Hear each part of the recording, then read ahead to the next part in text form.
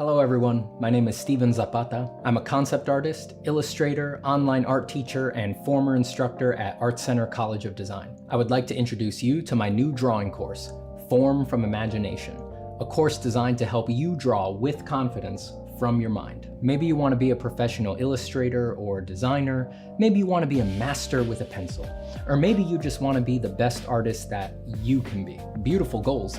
But it's not always clear how to improve the work that you do from imagination. Over the past 6 months, I've taken all of the little eurekas, tips, and essential exercises that gave me confidence drawing from my mind and compiled them into a sequential course. We start with the absolute foundations, covering the scientific nature of light and shadow, how to hatch, how to create flat tones, how to render spheres and cubes, and step by step, we move through combined shapes, complex shapes, organic shapes. We cover how to simplify extremely complex subjects like the head into basic shapes so that you can handle them more easily from your head. We look at how to understand and treat details. And by the end of these 14 chapters with over 50 video lessons, you'll be ready to do complex designs from your mind with fidelity and energy. And all the demos are done in pencil on paper, so you can do all of the assignments even if you don't have a fancy digital art setup. But I also have demos, instructions, and modifications to the assignments for those who do want to do them digitally. Here's how it works. Go to formfromimagination.com and sign up for the course.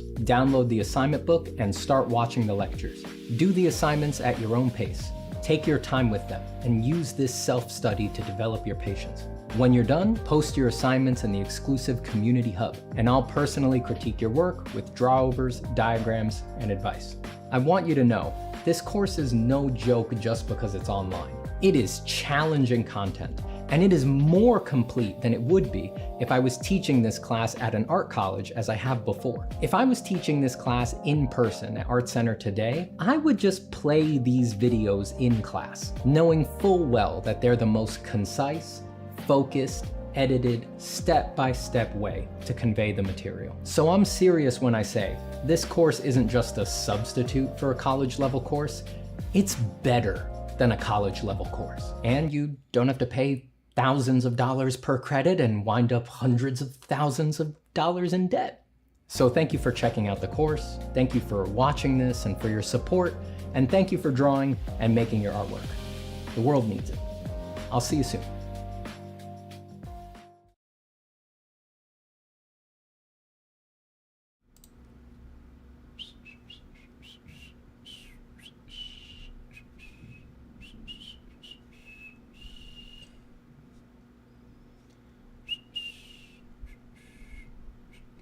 Hello, hello, hello, hello. Am I loud enough? Am I loud enough? Loud, loud, loudness. Hello to Ty Waffles. Hello to my dear Omar Adassi. Hello, Lack. Hello, I'm gonna pronounce that Chunto hair.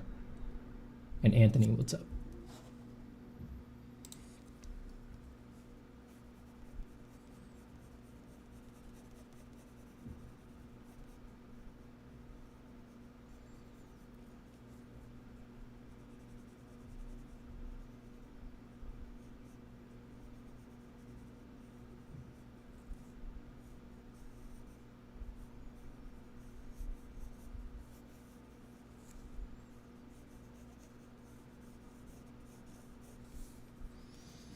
Hello, Vinit. Hello, Neil.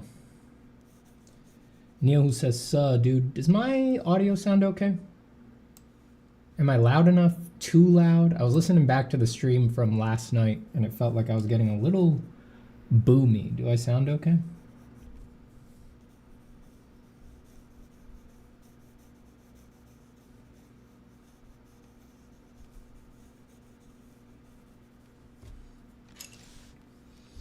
Man, I haven't drawn in weeks and I am still so good at it. It's crazy. It's like every time I think, oh, well, surely there will be a degradation in my level of skill. No. Every time I think that. I'm like, all right, we're definitely going to see some effect from not drawing here. It's like, if anything, I'm better. It's crazy.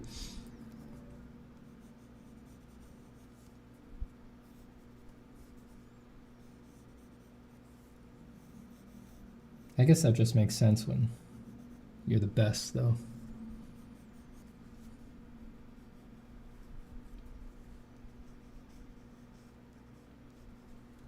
I have to stop being surprised when I exhibit the characteristics of an uncontested champion of drawing.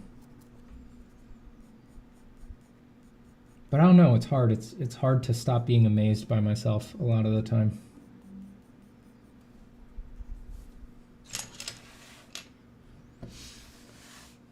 Still playing Elden Ring? I have not had time to play, really. I know all the spoilers now.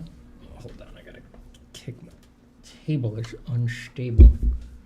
Yeah, freaking just go. Damn it, over there.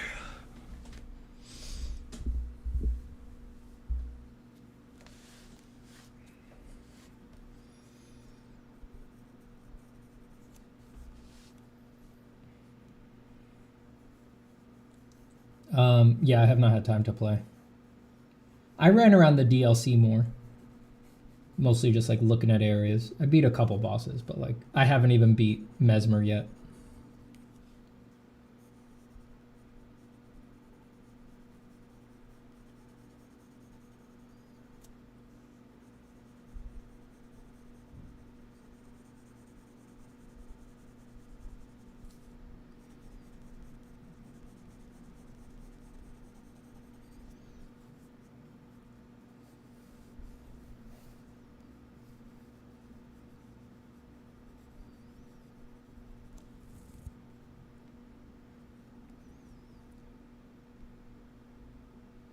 Steve Lax says, Steven, can you please draw the Baximus Maximus?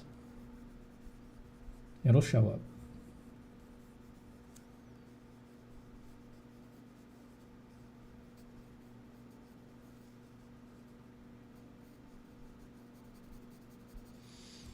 Neil says, degradation takes a lot longer to happen than a few weeks in my experience, like years. Yeah, some people get really worried about that.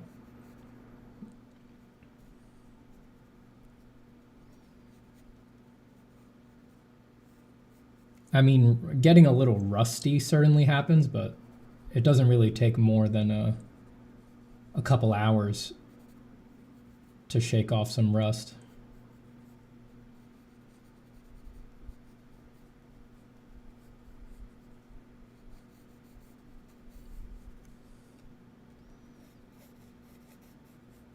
I think for the most part, degradation from breaks from drawing is really not something to... I'm not sure it's real. I don't think it's something you really need to worry about.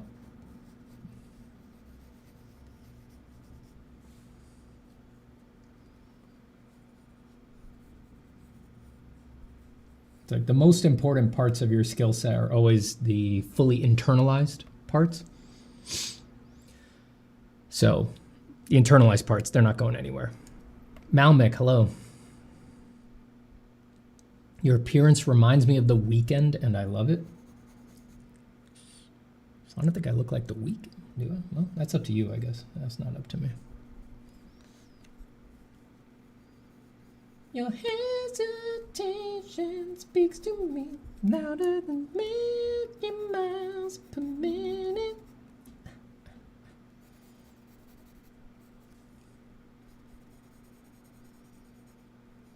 Take my breath away.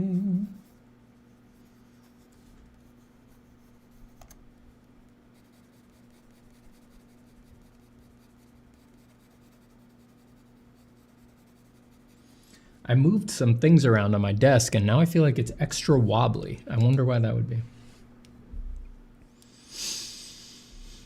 Renola Dominguez, good morning.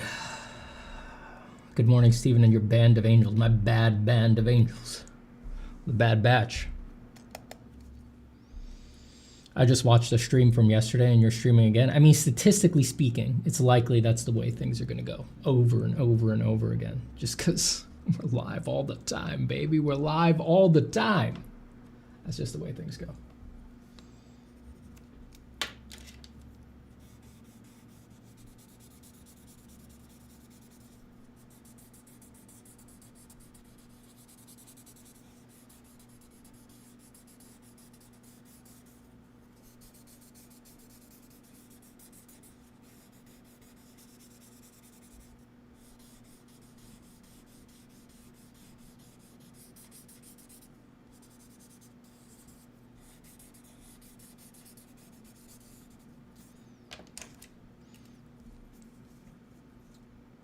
Where the blue Steve at? We're drawing by window light today.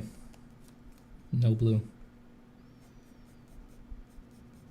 How the dog doing? The dog is good.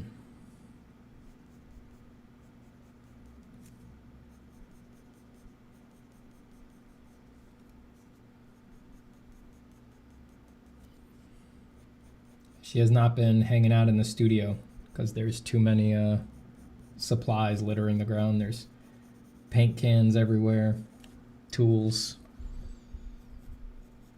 discarded ephemera of all sorts. Gotta keep her out. She's not allowed.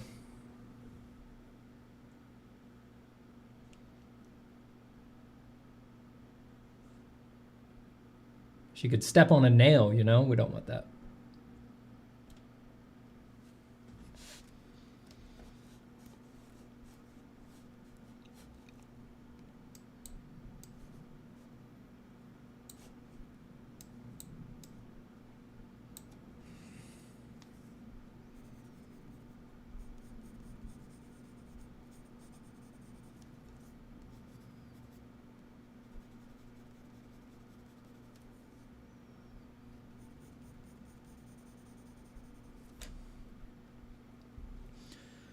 Peter says, you mentioned yesterday that you were checking a place where you could host workshops and that you dodged a bullet with the house that got swept away. Yeah. Are you still thinking of buying a place like that? Not as seriously as back then.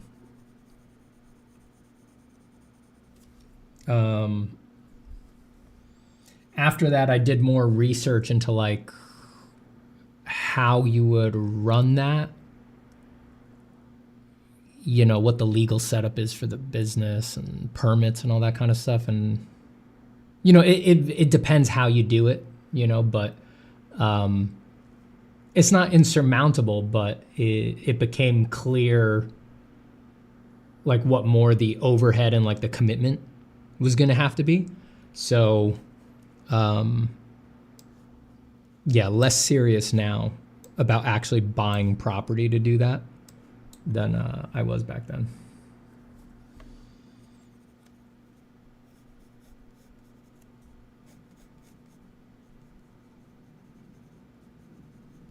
Doing in-person stuff is definitely in the future, just not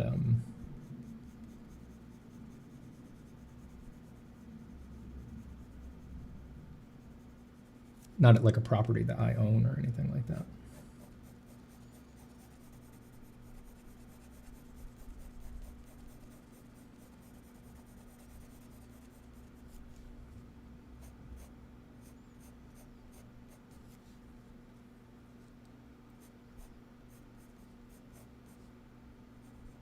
I am going to do another workshop, though, online workshop. I haven't done one in a couple years now.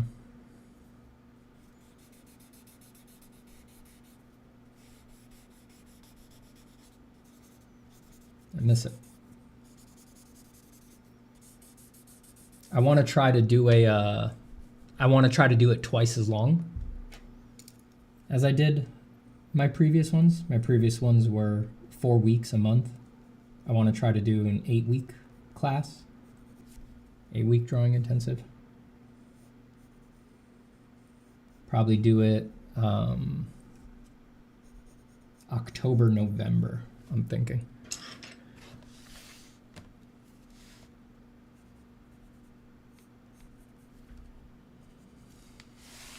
I'm still thinking through the details for that.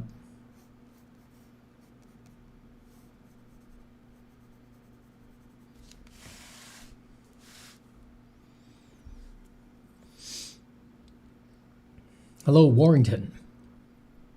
Are you the type of guy to be hyped for GTA 6? No, not a big Grand Theft Auto guy. Paul says, how often do you use harder pencils to get into the grooves of the paper, or do you find the stump does enough of that work? I can do whole drawings with just the HB. Rather than use a harder pencil, I guess technically it's harder, but usually what I do at that point when I'm trying to fill in dots is actually go to a smaller pencil. I might have it here. I go from using either a wood pencil or the 0.5 HB to using this. a 0.3. It's just ever so slightly smaller, but it does make a difference. And I think the lead that's in this is H lead, so it's a little harder, but because it's filling in the white of the paper, it actually can do more to darken. Even though it's a harder lead, it can actually do more to darken an area at that stage than even an HB or a 2B, because at a certain point the surface of the paper stops being able to accept more graphite, but you can hit those white dots and then that will bring down the impression of the overall value as well.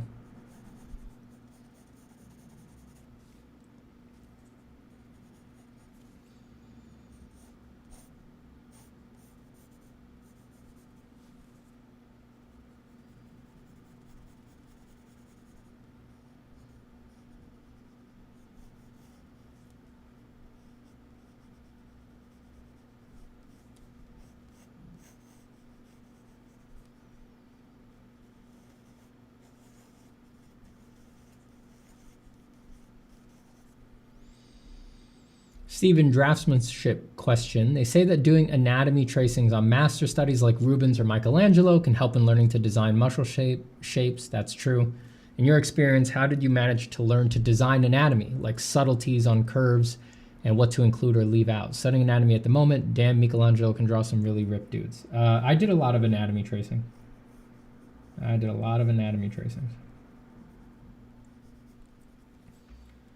And those give you the objective knowledge because you're just getting used to placing and connecting the muscles and making them align the way they're supposed to align, or just rehearsing the decision making of, all right, well, do I think this bump is this muscle or this muscle? So they give you that, but then you also just get exposure. You're staring at the masterwork for a very long time. And to some extent, just staring at the masterworks will teach you how to design the muscles as well. But that always involves, you need to look at many. You need to look at multiple ones, because design is like an act of triangulation, right? Like you don't understand, if you only look at Michelangelo's muscles, you don't understand that everything about them is a choice, is a design choice. If you only look at Michelangelo's muscles, you don't understand that's a design. You just say that's what muscles look like. And that's not the case for anything, ever, that you see in art. There is no objective way that things look. So that's why you don't, when you study Michelangelo and Raphael and anyone else who's great at anatomy, right? Bern Hogarth, Marko Djurdjevic, whatever. When you look at the constellation of how they all interpret muscles, and then each one on its own feels like, oh, well, that's just what muscles are supposed to look like, obviously, then you realize, okay, everything about it is a design choice. And then you can sort of waggle your way between and find your own direction that you want to go in.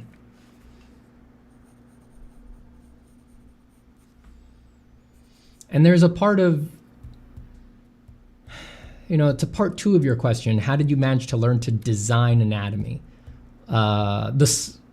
That we talked about, but the subtleties on curves and things like that. For me, that's a different thing. That's the kind of stuff that I talk about in my course, Form from Imagination. That stuff, like how do you design curves, like different impressions of what's swelling here and there, how much, how little, flatter versus more contrasting and things like that. That actually has nothing to do with anatomy. That is, you could do all of that purely in the abstract, just making evaluations of raw form. And that's why Form from Imagination is about just that, just raw form. I consider that a different consideration than an anatomical consideration.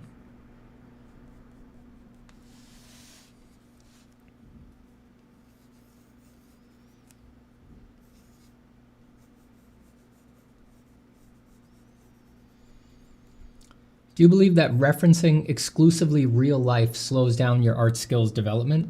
I mean, I don't think you could only reference real life. I mean, if you're an artist, you like art.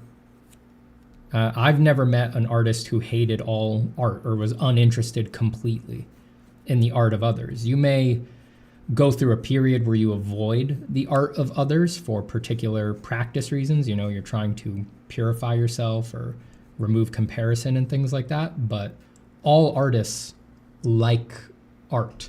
So you're never going to be able to just reference real life. You're always going to have the art of others in the back of your mind, at least. Joe says, just don't get caught staring at Michelangelo's muscles. Why not? Why not? Just stare. What's everybody worried about? Oh no, are people going to think I'm gay because I'm looking at Michelangelo's muscles? So they think you're gay. So they think you're gay. What's the big deal? That's something you'll never understand, Joe. Too manly. Caught up in your head. Not me.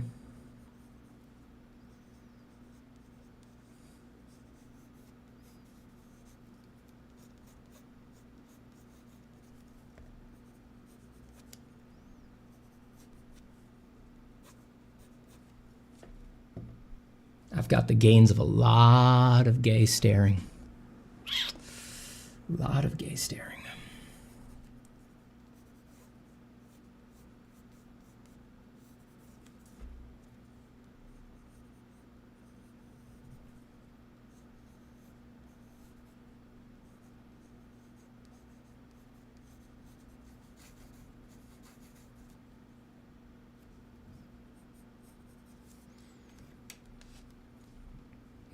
Joe says, I just don't want Michelangelo to know I like him like him.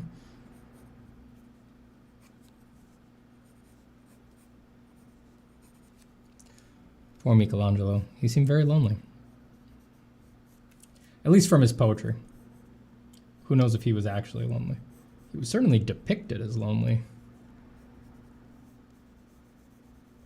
by the likes of Raphael.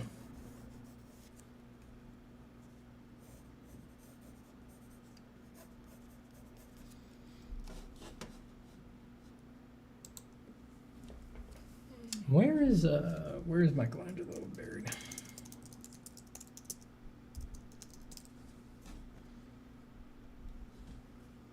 I went to Raphael's tomb. I mean, almost everybody goes to Italy does, even if they don't know it, because it's in the Pantheon. Michelangelo was buried in his home church of Santa Croce. Next time I'm in Italy, I gotta go to that church. Damn! I can't believe I should have gone.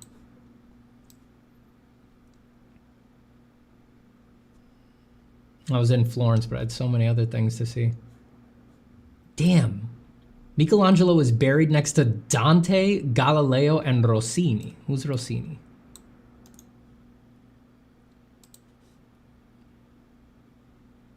Italian composer. Good company, damn.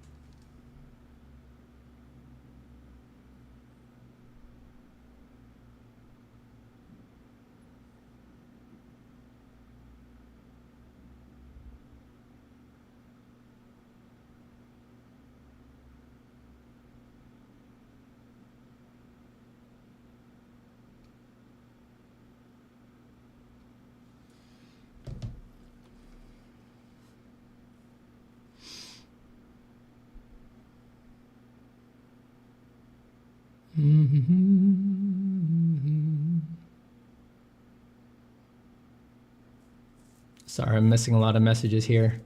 Hi, Aki. You missed the stream so much. I'm around. Let me quickly hit some of these. Pedram says, doesn't pressing the stump too hard on the paper cause graphite shine? There is no avoiding graphite shine, no matter what you do. Don't worry about it. I've just come to accept it, and now I like it. I think graphite shine makes the drawing look kind of jewel-like, and it proves that it's the original rather than a print or something like that.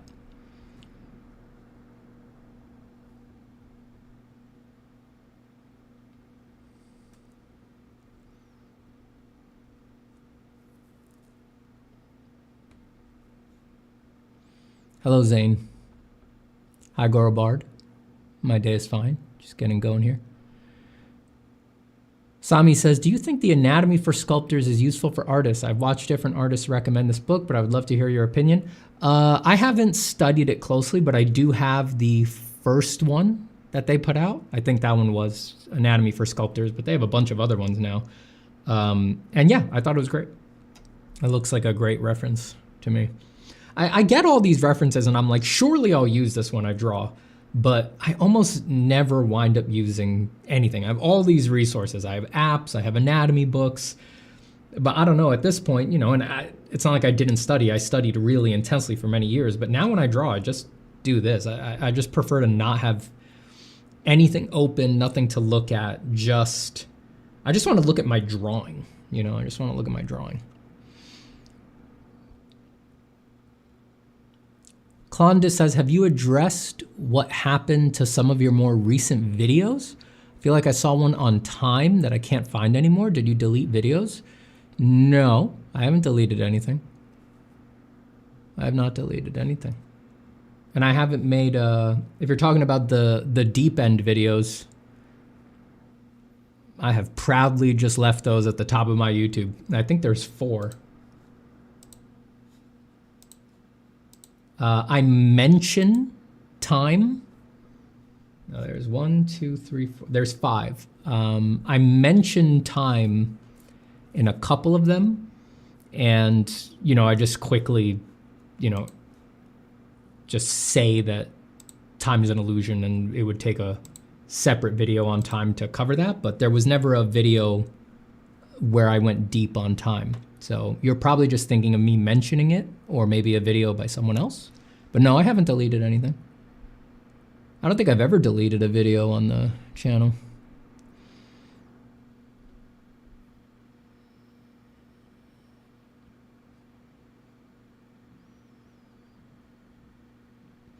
Zepto says, Steven, do you ever feel uncertain about your creative choices? Feeling like, what did I just draw? No. I have a rare condition called perfect and unshakable confidence. And that's mostly built on the fact that I have succeeded astoundingly every single time I have attempted anything. So that has only compounded it, made it more potent. But interestingly, even if I had failed at everything, I would still be perfectly, imperturbably confident. So no, I've never doubted a creative choice. I honestly don't even assess them, because it's just it doesn't make sense to me to evaluate my creative choices, because it's a given that they're perfect and exceptional. It'd be like assessing, did I just take a good breath? It's like, it's a perfectly good breath every time. You don't think about it. It's weird to even have the cognitive system to assess, is my breathing going okay? It doesn't make any sense. So no, I don't do any of that. I barely even know what to say. It doesn't make any sense to me. Eugen, hello. Timing is off at work, but I'll keep company for a while. Welcome. Sam Lamb, how are you, sir?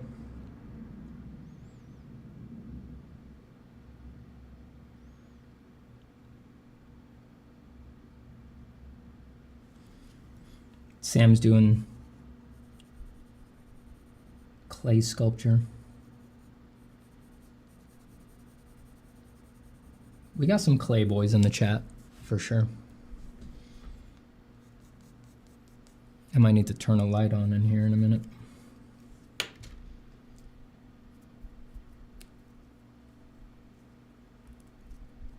Sam says, how much of an impact does your perfect jawline have on your draftsmanship?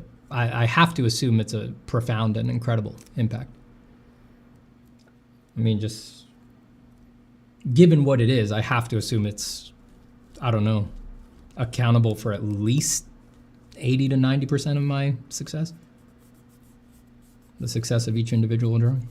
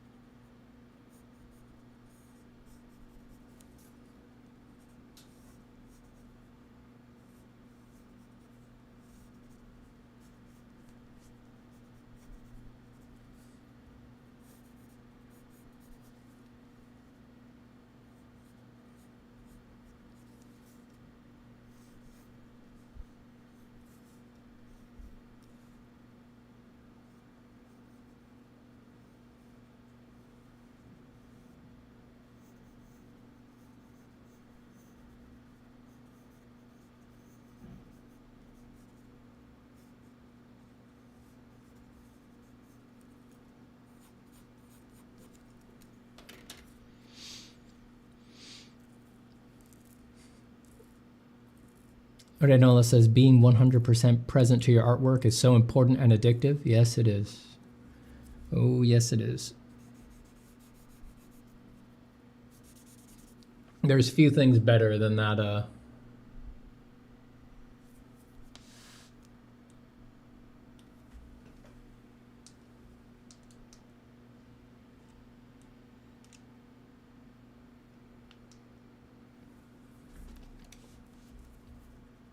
There's few things better than that feeling of quiet, calm flow.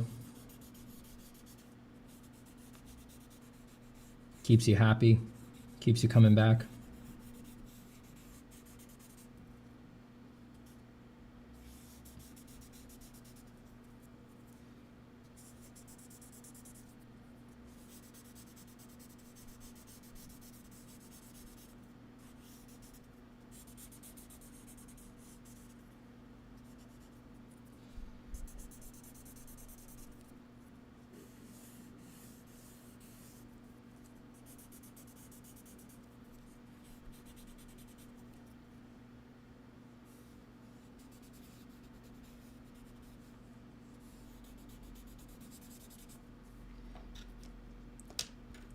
What pencil are you using? Is it the Drawing Max 9000 Premium 0.5? Yep. Yeah. I mean, this is... It's like this blows a Mont Blanc pen out of the water. This baby right here. I mean, this is my signature pencil, obviously. Pentel made this one just for me. You can get copies of it, but, you know. Look, I'm proud of my premium line of pencils. I'm proud to have my name on them, but obviously what's going on here inside of this, you can't quite replicate this. You get close with my premium line, but with my signature line, but the real thing is just, I mean, God, I think when the engineers at Pentel delivered it to me, they said that the estimated value of this pencil would be, God, I think they said $850,000 with the technology inside. I mean, next level stuff, next level stuff.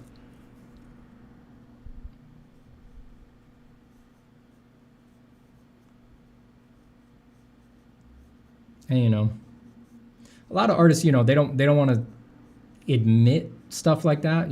Most artists online especially are always saying like, oh, the tools don't matter. Oh, what pencil you use doesn't matter. Of course it matters.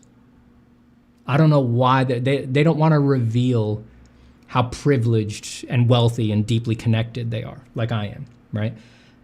And I understand that. They want to play pretend, they want to put on airs, they want to pretend that they're something that they're not. That's fine, that's up to them.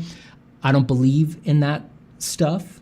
I believe in being totally honest, so I'll just say the numbers, I'll reveal that I have deep ties with the engineers at Pentel, and again, just say, of course, the pencil you use matters. It's the thing that's touching the paper. It's the thing making the drawing. Obviously, it matters. And you should get the most expensive one that you can, because this is the real world we live in, not cutesy, artsy, fartsy land. You get what you pay for. If you want to make drawings that are worth as much as my drawings are worth, you're gonna need a $980,000 pencil, all right? And if you're not willing to pony up for that, are you taking this seriously? Are you taking this seriously? Do you give a fuck about your art if you're not willing to do that? I'm asking you completely seriously. Do you even care about your work? Because if you don't, just quit. Go skiing.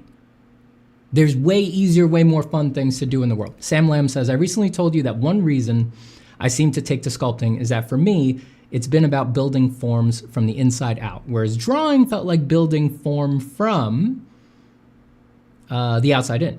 Sorry, I went to your other message. I'm curious your thoughts on that, though. I feel like it's probably not that simple. Oh, sorry, I thought that was Sam again. No, that's a different question. I think there is a distinction. I think I would agree with that characterization. When you sculpt, you don't have to build forms from the inside out. There are ways you can sculpt that get much more surface focused, but just mechanically speaking, I think almost all artists build up. You start smaller, you add, and then that intrinsically, I think almost unavoidably, when you're doing stuff like figures, makes you think in terms of, all right, I'm putting a bone, right? Or some rough character of a bone, and then I'm gonna build mass to create muscles and things like that. And I think that that's just like a really fortunate sort of coincidence about how the process of sculpture works when compared with its subject matter, because it didn't have to be that way, right? Like, I think it would be weird to try to sculpt a car like that. Like, it doesn't really make the same kind of sense to begin a sculpture of a car by placing the axle, right? Like putting the main axle going down the axis of the car way down low. No, it's like you're just gonna start with the mass of the surface form. Like, there's no real need to build the skeleton of the car first. People design cars with speed forms that are basically modified teardrops and bubbles. Nobody starts with the axle or doing like the A pillar, B pillar, C pillar, and then building the forms off of that. So I think it's just a fortunate coincidence of the natural material constraints of the sculpture process married with the nature of those kinds of content, of anatomical and biological content. I just agree with the characterization. And again, I'll say, the outside in part of drawing is, and we've had this discussion before, is that when you draw right from the very beginning, you have to manifest an illusion. And that's not actually appealing to a lot of people. And it doesn't need to be, right? There's a lot of people who, I love illusions. I'm the lord of illusion. I think I love the illusory part of drawing. That keeps me coming back to drawing over and over and over again. I love that drawings are not quite what they seem at first glance. But a lot of people, if they list what they want out of drawings, they're really unconcerned with illusions. The illusion is a burden, right? The fact that they have to manifest an illusion is an annoying part. It's not a positive, right? They just want to, depict this character, tell this story. You can have infinite variety of things that you want to get out of drawing, but for a lot of people, the crafting of an illusion part is like, well, I wish I could skip that part. I don't wish I could skip that part. I enjoy creating the illusion. It's the illusory parts of drawing that are some of the most fascinating parts to me. So if you like the illusion, drawing is probably deeply for you in some way. But then a lot of people who start with drawing, they get really attached to sculpture because when they start sculpting, they realize, oh my God, I don't have to make an illusion. I just make the real thing. Sculpture can be as direct as you want, right? I mean, you can actually sculpt things, and this is the classic sculpture process. You can just hold calipers to a model and say, well, how wide is their fucking skull? But that's literally objectively how wide their skull is on the calipers. You put it over on the marble or the clay, you make it that wide, right? You can just take literal measurements. You don't have to create an illusion, right? You're creating a material illusion, right? You're showing flesh with marble. That's part of it. But form-wise, the actual creation of the structure of the thing, you don't have to deal with illusion at all. You just make the actual form, and the constraints of reality and the human perception system, they handle the illusory parts. It gives you perspective and lighting and shadow all for free.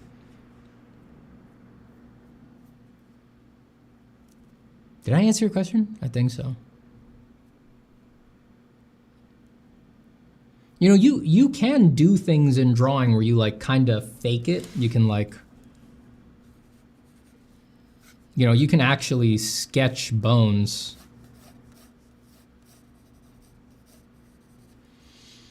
And then place your rough insert, right? So that's the humerus, and you know the deltoid inserts on the deltoid tuberosity, halfway down the humerus. You can try putting the biceps and stuff like that. And you know, you can imply, all right, it's going to the coracoid process, and that's going to insert deep onto the back of the scapula, and then I'm gonna have brachialis hiding underneath the biceps, and then brachioradialis is gonna duck between those two, and it's gonna interdigitate with the lowest parts of the multipennate muscles of the deltoid, and then we're gonna have triceps over here. And you can try to like engineer your way to the surface result, but it's always kind of a gimmick. It's like you're always, it's sort of a game that you're playing just to get to the final surface. Like, unless this is very particularly your final visual style, if you were an anatomist or something like that, that's just build-up, it's just process.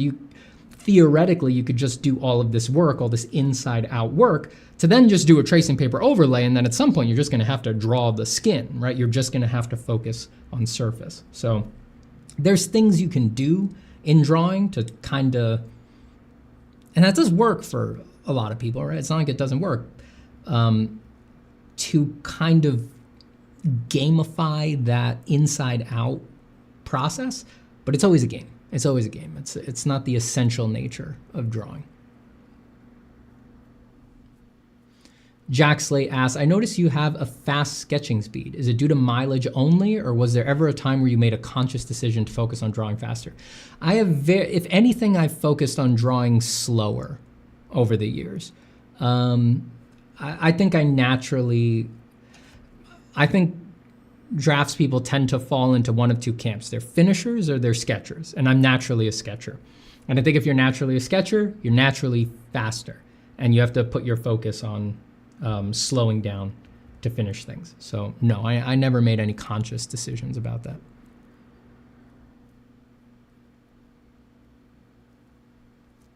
Jack Lou says, tips on drawing in public. I get self-conscious when trying to draw in public, or do you think it's not something one needs to overcome? Yeah, I don't think so. I mean, I've been drawing in public, if you count drawing on live stream, for many years, and I've done many. I mean, if you look at the live stream count on this channel, it's well over 100, right? It's probably going on 200 now. But, and I've also done, you know, public speaking and some drawing in public in person with people. I guess actually I've done a lot of that, if you include client work, not just doing it for performance or personal reasons. And I still get nervous when I do it. I just don't care. You know, it's like, if you're gonna base enjoying it and doing it and connecting with people, like you probably want to do it for a reason, right? You want to connect with people or build an audience or something like that. If you're gonna base actually getting those things that you want on when's the day gonna come where I'm not nervous about it anymore, you're leaving it to just random adventitious fate. You know, it might go away, it might not. So as far as I'm concerned, I just don't care. I'll do it even if I'm nervous. That's the way that I think about it. And sometimes I get nervous and sometimes I don't. Yeah, these days it definitely more aligns towards not being as nervous, but I'll be honest, there's days where I'm gonna stream and I'm hovering over the start streaming button. I'm just like, do I really want to do this? You know, because I'm feeling nervous. It's like, I don't control what days are like that and what days aren't, and I just do it anyway. When I feel myself reacting like that, like, oh God, I really don't want to go on stream, I just hit the button. Once I've hit the button, it starts and I have to go. I'll be right back. I got to use the restroom.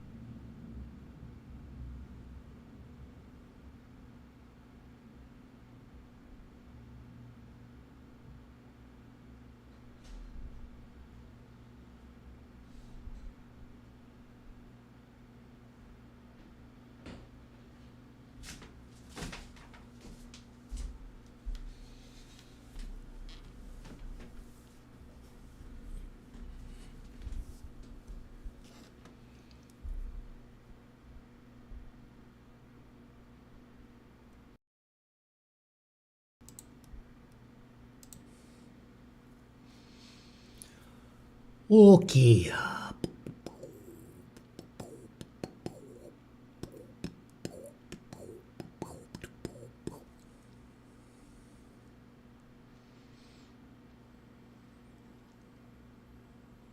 Joe says, the only way I can concept sketch in 2D is silhouette thumbnails. How our brains work is weird. It is. And everybody's brain is tuned for a different kind of thing. So you just got to find the way you're tuned, what actually clicks with you. What kinds of things you're interested in artificing and what kinds of things you're not. Dirty Metal says, hey, Steven, I've heard you talk a bit about mushrooms on the last stream. Would you like to go a little more in depth about some of your psychedelic experiences, like the insights or visuals you got? Psilocybin is what got me into art, and it's a subject very dear to my heart, so I'd like to hear you talk more about it.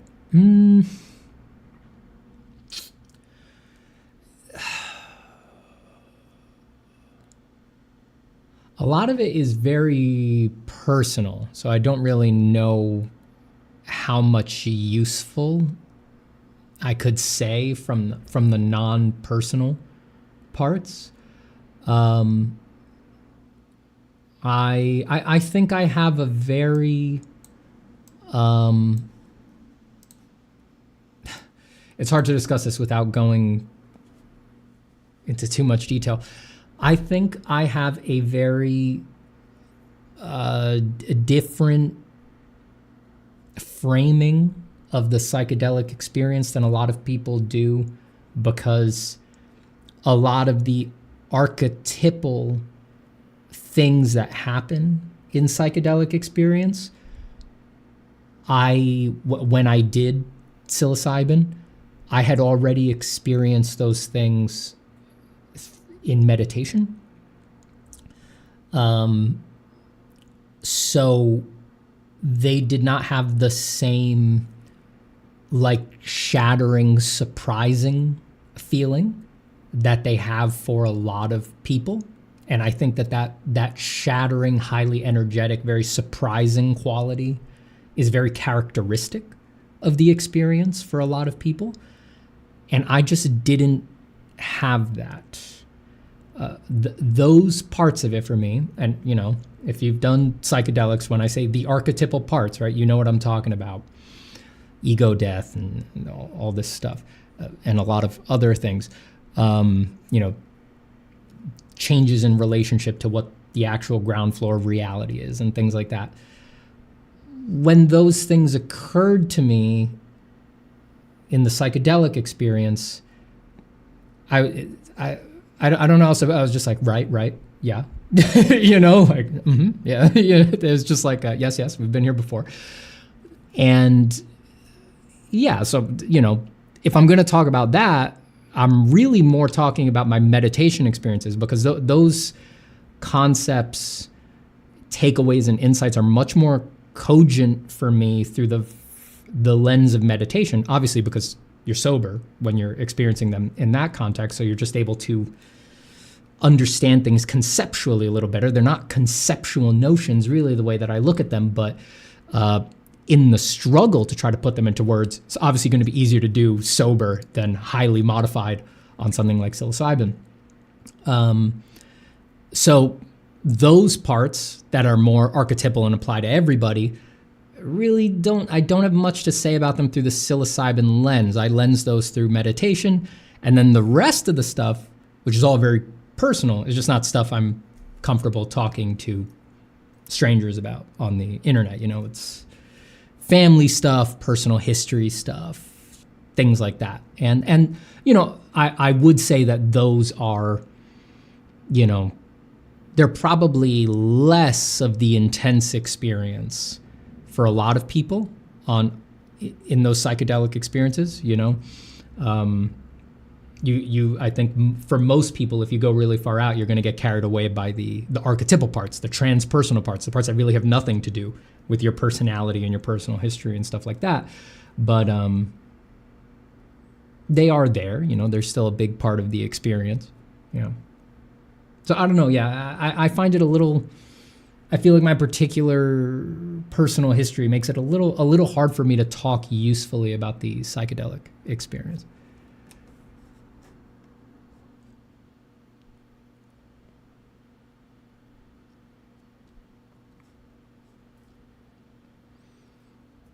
Sam says, totally agreed that for the art I want to make, it turns out that trompe-l'oeil illusory nature of drawing has not appealed to me. It took me a long time to accept that. Yeah, it is not for everybody.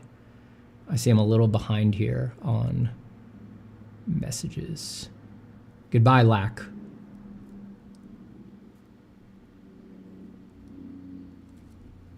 Malmik says, will your workshop be similar to a mentorship? Oh, yeah. I mean, you'd be getting the same advice from me.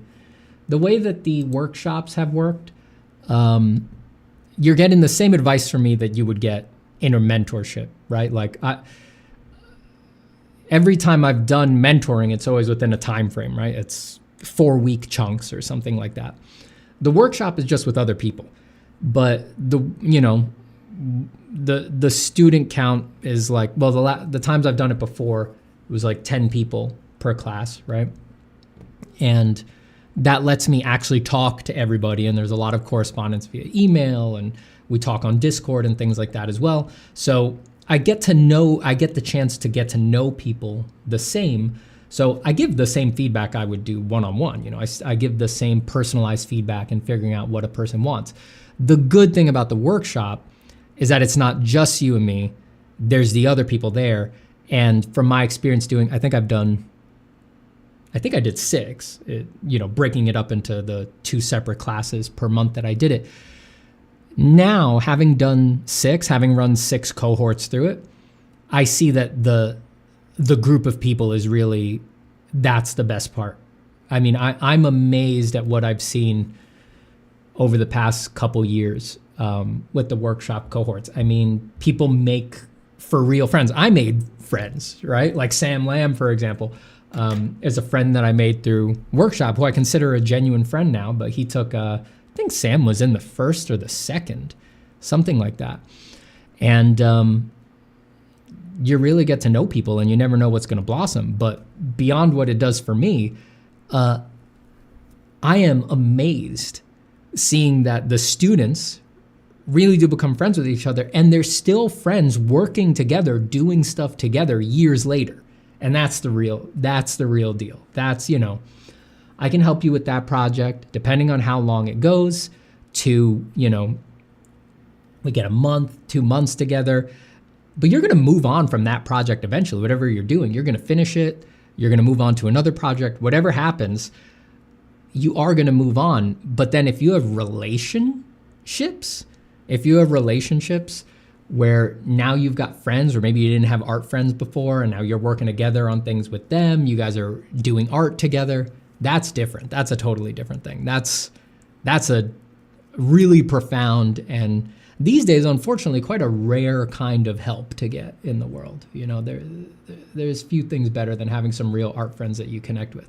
And naturally, it's a workshop that's going to do it, because the fastest thing that bonds people is shared suffering. And I will make you suffer in that workshop. I will work you like a borrowed mule.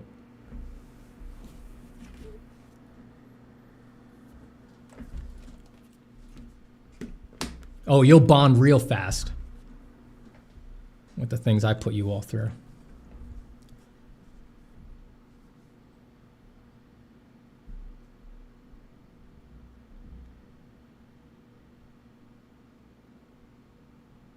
Hello, Charlie. Is there a limit to the height of your hair? Can we get 7 or 8 inches of broccoli height? I mean, it could go higher than this.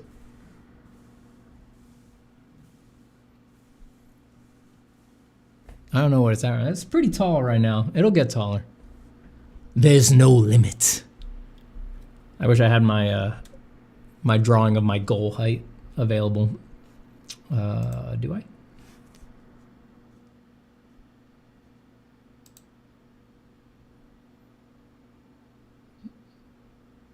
No, I had a drawing I did on stream a while ago of the goal height for my hair. I don't have it. It's the thumbnail for a stream somewhere in the past. M. DeBoer says, is it true Dave Raposa took your course, Form from Imagination? I don't think so. Where'd you hear that? Who told you that? Maybe he did. I don't know. Maybe he bought it and watched the videos. I don't think he got the feedback version. I don't think so. I think he would have told me that. Hold on, I'm going to get a pillow.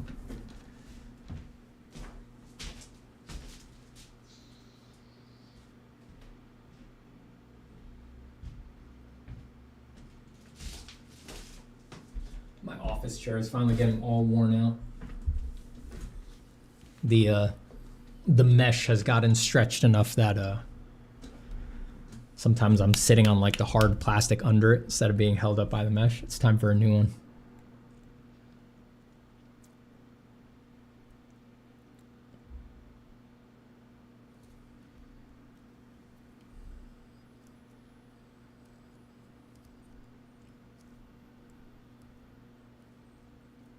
Hello, Daryl. What about cheat coding, using Adderall to draw more focused? So, I mean, a lot of people have drugs as part of their practice. I'm not going to sit around judging how anybody wants to do their practice. I think you could do your practice however you want, right? There's artists like Alex Gray who are really, they're explicit that drugs are a huge part of their process, right? It's like, it's part of Alex's process to do mushrooms and LSD and stuff like that. And he makes great art, and he's been very influential, and he's helped a lot of people. There's no problem with it. For me, I don't involve any substances in my practice because I plan on making art very intensely, hopefully until the day I die. And introducing substances in some way where you really feel like it becomes really tied up with your process. Like alcohol is a classic one. Tons of artists just like, maybe they don't talk about it. Some of them do, but they say, or you can see the way they're living. It's like alcohol is just a part of the process. They need to drink to sort of free up the creative muscle. And I just worry about, maybe their biologies are more tolerant than mine, but I don't do great with substances, and I worry about how tying up a substance with my process for years and years and years, it doesn't sound sustainable to me. So I don't do it. Sam says, I took Simon's first workshop. Stephen's first work. I took Stephen's first workshop and still keep in touch with about half the students very regularly. They are now my lifelong friends, including Stephen. I mean, like I said, that's been the most beautiful thing about the workshops for me, is seeing that people really, I've needed my art friends in my life so badly. They were vital for me. So to see that the workshop, that was something I wanted from the workshops when I started doing them, right? I was like, that was why I wanted to do them in that class setting. That's why I wanted to do them on Discord instead of just Zoom, so that people could always be talking and sharing images and jumping in the voice chat whenever they wanted, instead of just we only meet during this Zoom call that is during class hours. That was explicitly part of the goal. So I wanted it to happen. I hoped it would happen, but seeing it actually happen, because you see when right after you do the workshop, it's like, all right, they're in class together now, right? So of course they're being chummy, and then all right, it's been a couple months, they're still talking. But now, years out, seeing that it's real, that they really stayed friends and that they stayed connected and that they're doing stuff together, that's everything. I mean, that was truly everything. And that was what made it feel to me, because I've been doing other stuff for the past couple years. I've been doing my other kinds of courses, doing my work, working on this project with my buddy Joe. Got caught up for a long time doing AI stuff. That's why even through that, always in the back of my head, I was like, you have to keep doing the workshops, even if that is so valuable on its own and so important for people that it's like, that just has to run. That almost, you just have to, it's important enough that it's like, you'd have to run it as its own thing, even if I'm not the one doing it. Run it as its own business, its own school, something like that, because people need that. People really need that.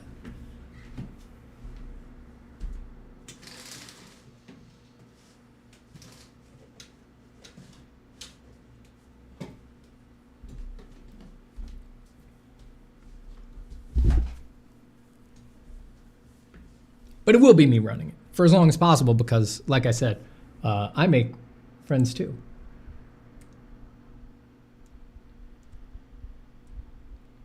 I get a lot of value out of doing the workshops, because you all keep me young. Well, you help me keep my finger on what people actually are trying to do with their art, what they're worried about, what they're focused on, what they find is cool. You all keep me very inspired.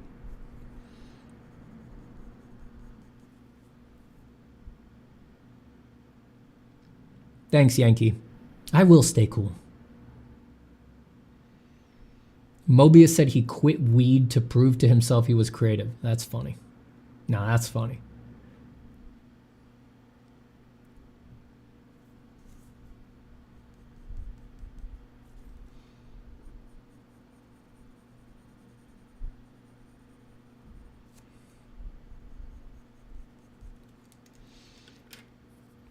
About what month would this workshop be? I'm hoping it doesn't line up with the busy season for my work, since you want to work us to the bone.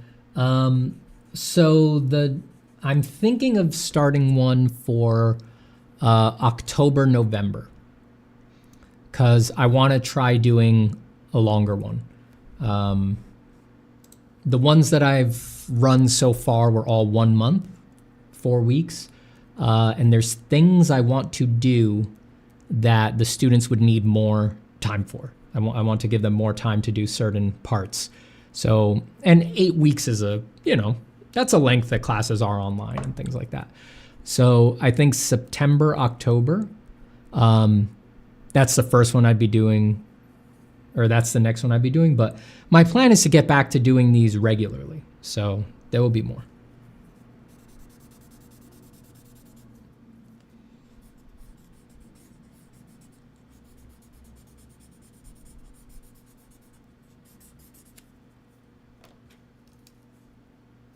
Now that I have my editor helping me out, it's like it's possible for me to run a few more things concurrently. Before, it was like if I was going to work on a course, I couldn't really run a workshop at the same time because they're very time intensive. But now that I have help, I can do a couple things, because I have someone doing the editing work.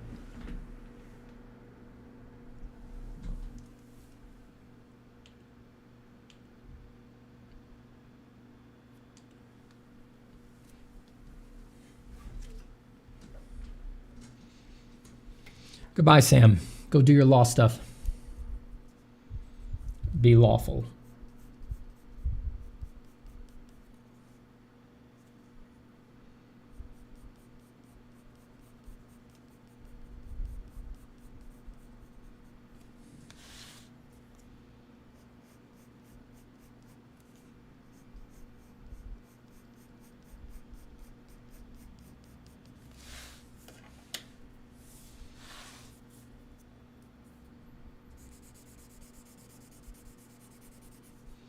Is that a physical place workshop? No, that'll be online.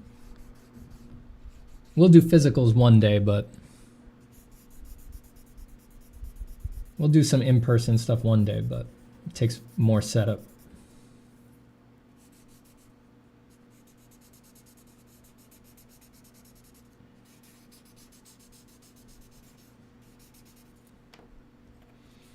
Got the monastery going,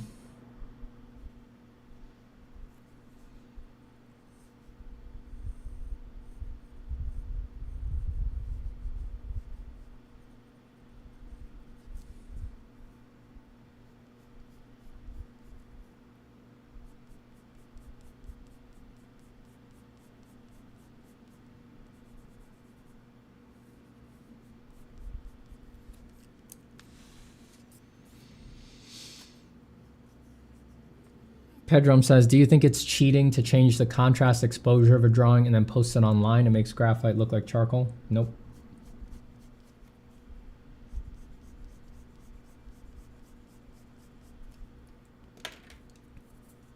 There is no way to show people the real drawing unless they're seeing the real drawing. Even what you think is, okay, this is the realistic contrast exposure of the drawing, that's fake too. That's not the real drawing. That is also an interpretation. It's going through the color science of the camera. It's having filters run on it. It's always fake. As far as I'm concerned, that being the case, you might as well give the drawing whatever a leg up you can to let it make its impression in the world. So go on and boost the contrast. Who cares?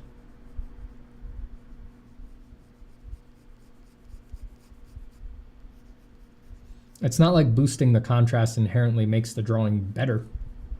You can boost the contrast and fuck it up too. It's different if there's other considerations like if you're trying to sell the drawing as an original, you want people to buy it. There you have different considerations, right? There you don't want to mess with the contrast too much because then the person who buys it, they open it at home and it looks quite different than what they thought they were getting. You don't want to do that to them. They might be fine with it, but just as a business person at that point, doesn't seem like the most authentic way to sell. But if you're just sharing online, different considerations.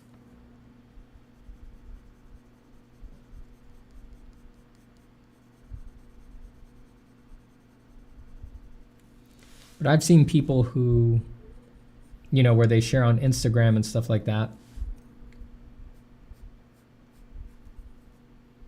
they sort of have the drawing with a little boost, but then they have a store page where they're selling the original, and then the drawing looks different there. So on the store page, where you're going to buy the real thing, there they show it lower contrast, more what it actually looks like in person. And then they have this separate version, basically for promotional purposes.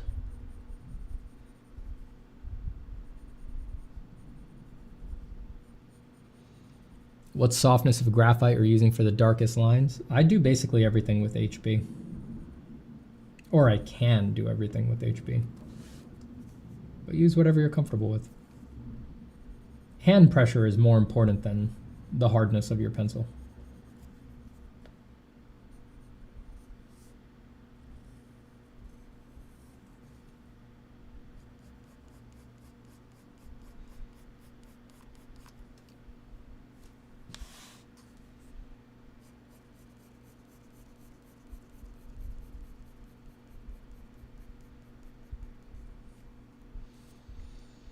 Greetings from Portugal. Greetings.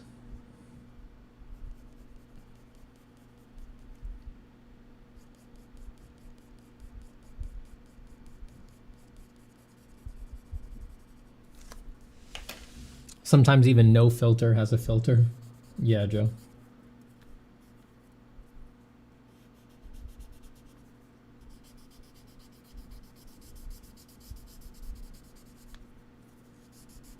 I mean, truly, again, we have to emphasize, it's like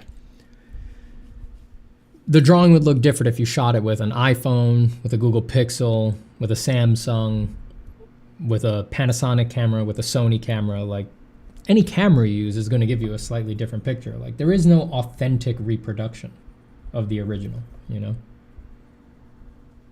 It's all artifice.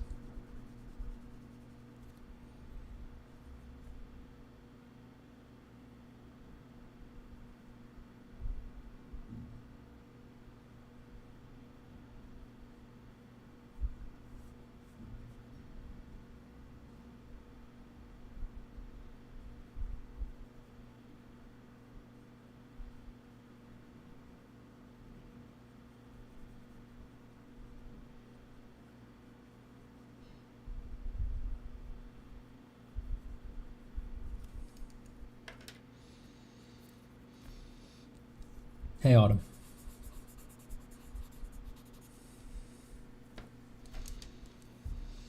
I'm an hour late this time. No, you're all right.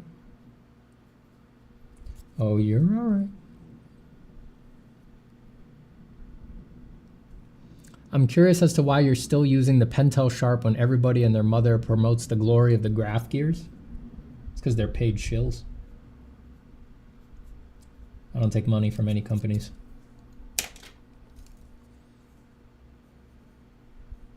I ain't no shill.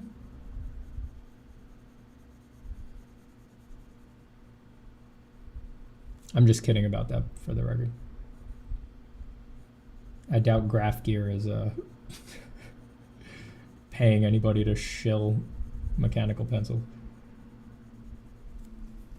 They certainly haven't asked me, so. The pencil just really doesn't matter. I mean, if you're using a mechanical pencil, the bodies don't matter. Basically, everybody's using the exact same lead. That's the only part that matters. That's what's actually leaving the line. The pencil body just comes down to what's comfortable for you to hold. Do you think that thinking about art at all times is healthy? For example, constantly observing stuff around you and imagining what steps you take to draw said stuff? It's better than worrying about your taxes.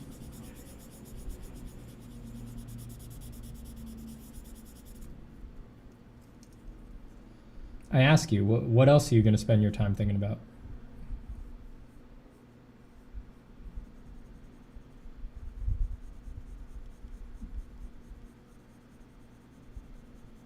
That's one of the great things about art, is that it brings you closer to the world, makes you obsessed with the world. Is there anything wrong with that? I don't think so. Otherwise, you're probably just going to be, compulsively reopening Instagram, repeating in your head over and over again what your brother-in-law said to you or something like that. It's like, is that what you'd rather?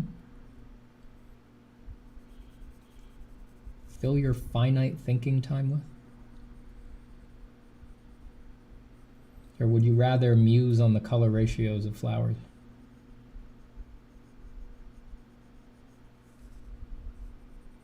I mean, it's not for everybody, but if you're an artist, that's on the menu.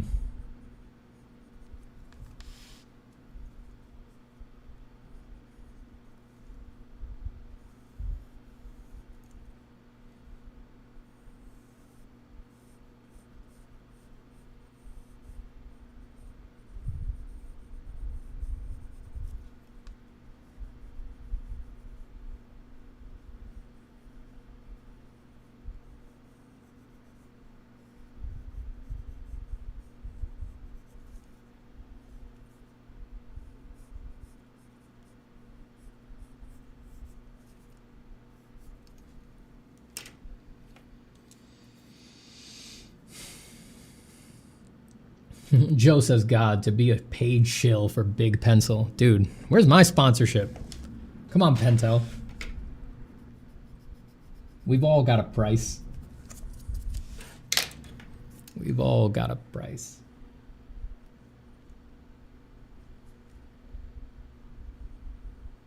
I'm ready to be sponsored, Pentel. Where you at?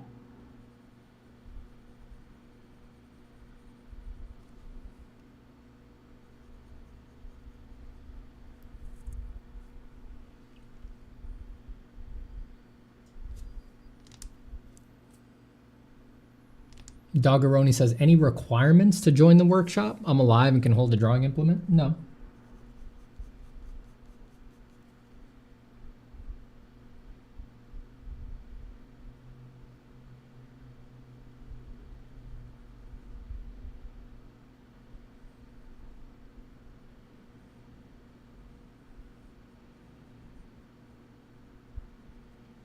There's no prerequisites or anything for the workshops because, I mean, I might try to run a different kind of workshop at some point. But the straight up like mentorship general drawing workshop one, it's personalized feedback student to student. So there's no requirement, everyone's working at different levels. There's more advanced students, there's more beginner students. And basically everybody you start at the beginning of workshop. We have a sort of a basic download discussion. I've already gotten to know people's backgrounds and their work through individual emails before like the first class day. And then basically the first thing they do is that everybody just kind of sets like an intention, like what do they want to try to do at the end of however many weeks? What do they want to have? Do they want to have design portfolio sketches? Do they want to just try to finish one drawing to like a really high level? People are doing all sorts of different things. I've had people just try to work on one drawing, right? I've had people try to plan an entire design project or comic book and things like that.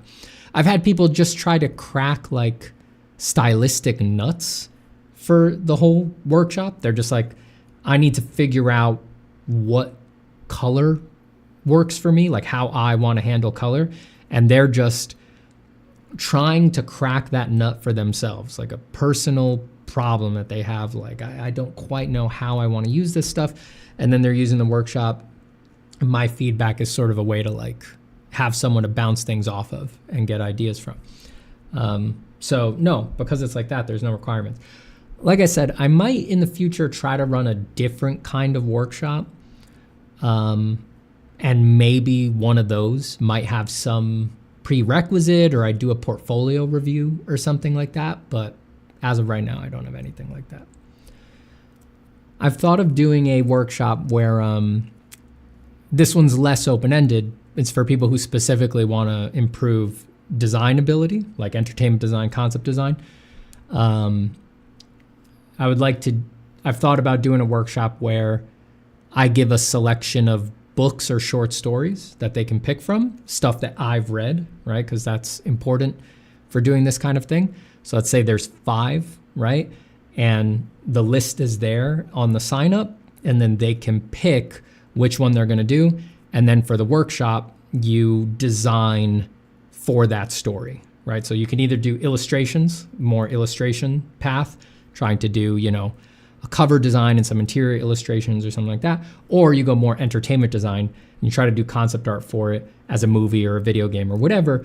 But in that case, the prerequisite would be you need to read the book, right? I don't know if I'd do a portfolio review prerequisite for that, but we would need to be on the same page about the actual content, right? That's important for doing really in-depth design feedback.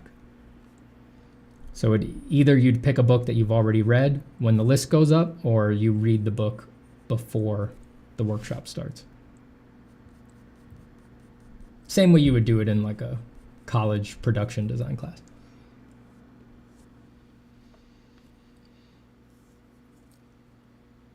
What kind of paper texture is the sketchbook you're using? This one's very smooth. This is the Moleskine sketchbook paper. It's very smooth. Hello, John. Says bravo from France. Hello from New York.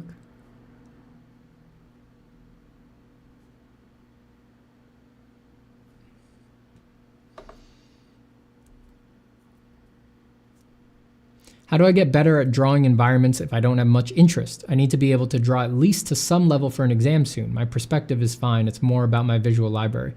The exercise I usually recommend there, which is in my, if you go on Proco, I have a tutorial up there called Drawing Exercises for Beginners. It's also on my Gumroad. But one of those assignments is room from memory. So don't just draw, people go off and they try to draw castles and, imagine landscapes and all that. And that's all well and good, but you really don't have enough hard points to evaluate if you're doing a good job with that or how to really improve at that. So to keep it much more concrete, just try to draw your bathroom from memory. And it's less about super succeeding at that. And it's more about that it will transform the way that you think about the environment. And then you try to think the same way when you do stuff from imagination. When you draw your bathroom or your living room from memory, you know everything that's in there, right? You know the level of nuance, right? All right, well, there's 3 couches and they're angled this specific way so that everybody can see the TV the same. And, my dad, he always leaves the recliner unfolded, which drives my mom crazy. She always says, you got to fold up the recliner. I keep hitting it whenever I'm walking by with the dog. And, he's got his little pyramid of he puts his book underneath and then he always puts the remotes on top, right? And that level of subtlety, that familiarity, that teaches you how to think while you draw an environment. Drawing, a big pointy mountain in the distance doesn't teach you fuck all. It doesn't teach you anything. So real room that you're familiar with from memory, right? And then if it's a room that's nearby, you can, when you get lost or confused, you can go walk through it and evaluate and yeah, that seems right. And then go back to your drawing board in the other room and try to include what you learned. It's really hard to explain how much it'll transform the way you think about an environment to do a real room from memory. I mean, you just realize that there's so much more than you thought about even pathways, when you're drawing a real room, like your living room from memory, you'll know oh, I didn't leave enough room there between the coffee table and the sofa. I know that's a very specific distance because I struggle with that distance, because if the coffee table's too close, then I'm always knocking my knees when I try to take my favorite seat to watch TV. And then whenever I'm cleaning the room, I always try to get the coffee table at just right back at that exact distance. That is how a real designer's brain works, even when they're inventing a place. And you need to get used to thinking that way by doing that exercise.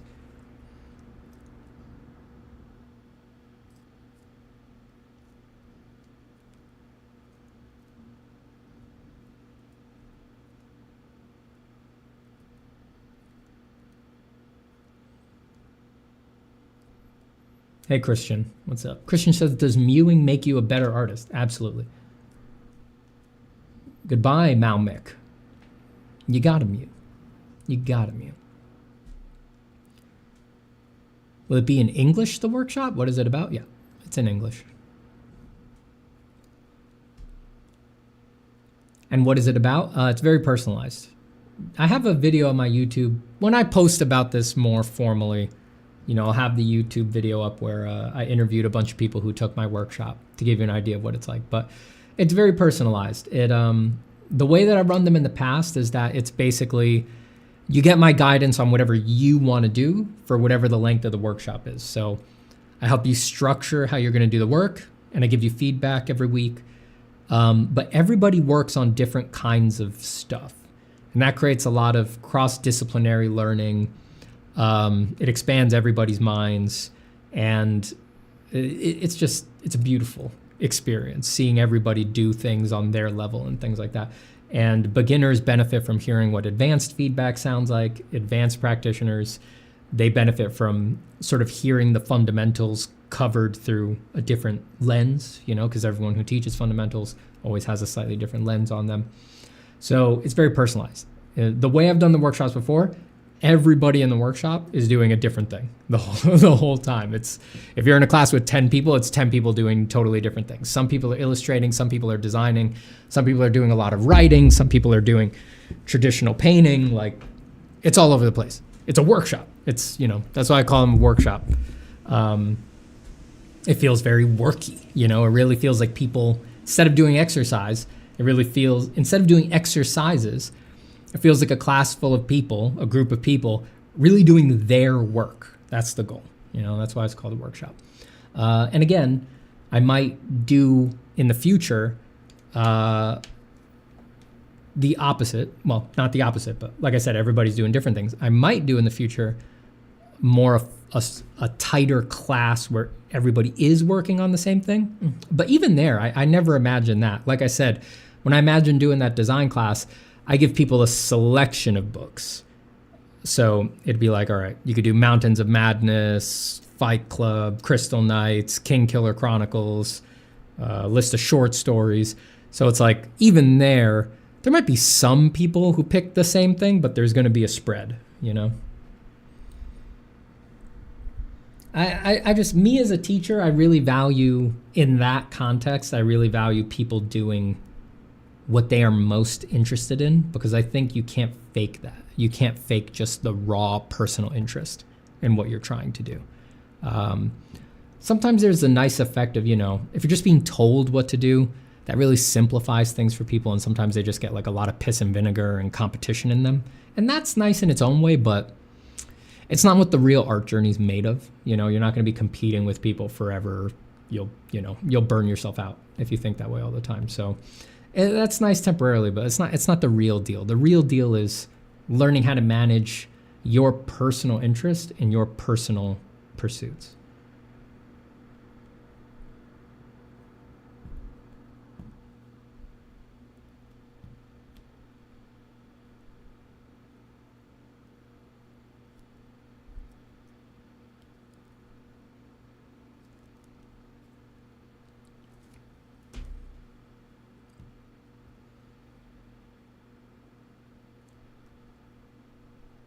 Pritz says, hello, I have an art exam for university that I need to draw a composition with figures in 90 minutes, and I need to tone that drawing in that time.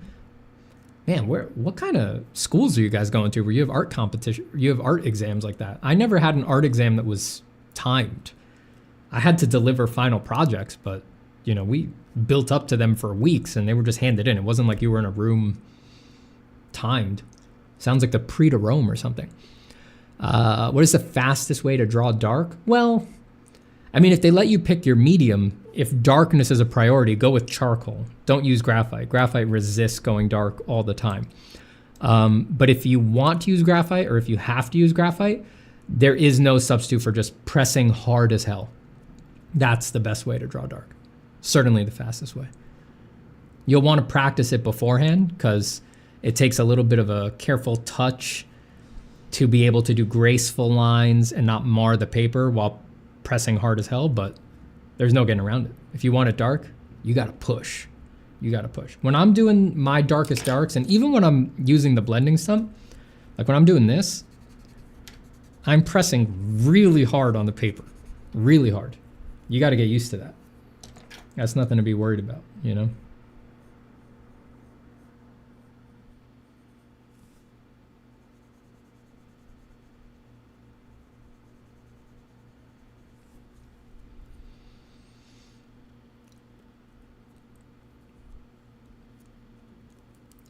Ion Artwork says, what advice do you have for an ambitious beginner who wants to work a lot and improve a lot at art? Don't get stuck doing exercises. Do your work. That's the number one place ambitious beginners go wrong. Always be doing the pictures. Always be practicing the way you want to draw and drawing the kinds of things you want to draw. Do not ever, ever find that you have gone a year doing nothing but spheres and figure drawings unless spheres and figure drawings are your dream pictures. If they aren't, which they are not for most people, everybody, never let a year go by. Don't let 6 months go by. Don't let a month go by where that's all you did. You must always be doing your stuff. And I promise you, if you're not, you're fucking up. Hate to tell you. It's the number one place beginners go wrong. Things get hard. Their dad makes some untoward comments. They grasp for objectivity, right? They're like, my dad thinks I'm wasting my time. I need to show him, no, I'm very gritty. Art is like a science. Look, Dad, look how many cubes I did. Like your dad cares. You're not going to impress your dad with your cubes. You're not going to impress anybody with your cubes. No one's going to think your art practice is more serious because you're telling them, like, actually, this is all within a very tight curriculum. You know, I found a syllabus on a Reddit post that is exactly what you're supposed to do to become a great artist. It's like, all right, let's talk in 3 years. Let's see how that worked out for you where it's never worked out for anybody before. You know what works out? Being genuinely interested in what you're doing. That is to say, your dream pictures. Having fun while doing it, and not giving a fuck what anybody else thinks. Not your mom, not your dad, nobody. That's what works out for people. So don't you ever get stuck just doing exercises. Every time I talk like that, I see like 5 people leave the stream, and I always know they're doing a syllabus that they found on a Reddit post. Those 5 people who left are in the middle of a year doing a syllabus they found on a Reddit post, and they can't hear that. They're freaked. They're like, I gotta get out. I gotta X out of the stream. I can't hear that.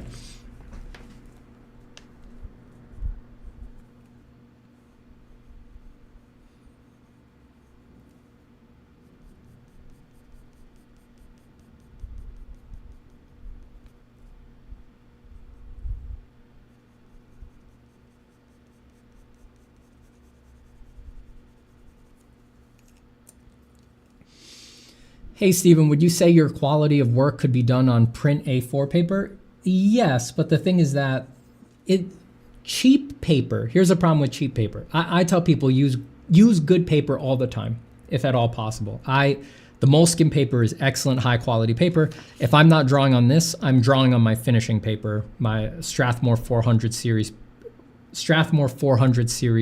bristle smooth. That's the stuff I do my big finish drawings on. I sketch on that stuff. I throw it out. I rip it in half. I don't care. I think you should work on great stock all the time. It's not that expensive. Great stock is at the top. It's like $1 a sheet, right? So a pad of bristle paper smooth has 25 sheets of bristle paper in it, and you can usually get it for less than 25 bucks. So my finishing paper is less than $1 a sheet. So it's not that bad if you really care about this stuff, right? The problem with cheap paper, it's not that any techniques are off the table. You know, you could get any level of finish on it that you want. The problem is that you'd need to get it perfect on the first shot, because the problem that cheap paper has is that you can't erase. It takes no abuse. If you erase, you'll either tear the paper or you'll crumple it. And if you work up graphite a lot in an area, it'll start wrinkling, it'll start bending from the sweat on your hand. All these other things go wrong. It's not the finish. You could theoretically get this level of finish, my level of finish, a level of finish above my level of finish. You could theoretically get that on the cheap paper. You just need to, nothing can go wrong. And you need to have perfectly dry hands. And that's just unlikely that things are gonna go that way. On great paper, you can erase and erase and erase and erase and erase and erase and erase and abuse the paper, and it always goes back to pure white, and the surface feels like the untouched surface right from where you began. Not exactly, there's always gonna be, there is a special quality to just completely untouched surface that is hard to ever get back to, but you get back 98% of it. And that's the great part. When you're really, really refined, like I could make a go at getting a crazy finish on, really cheap paper because I know exactly what I need to do for my process. But if you're figuring things out, don't bother. It's going to hold you back. Just use good stock. Use really good stock.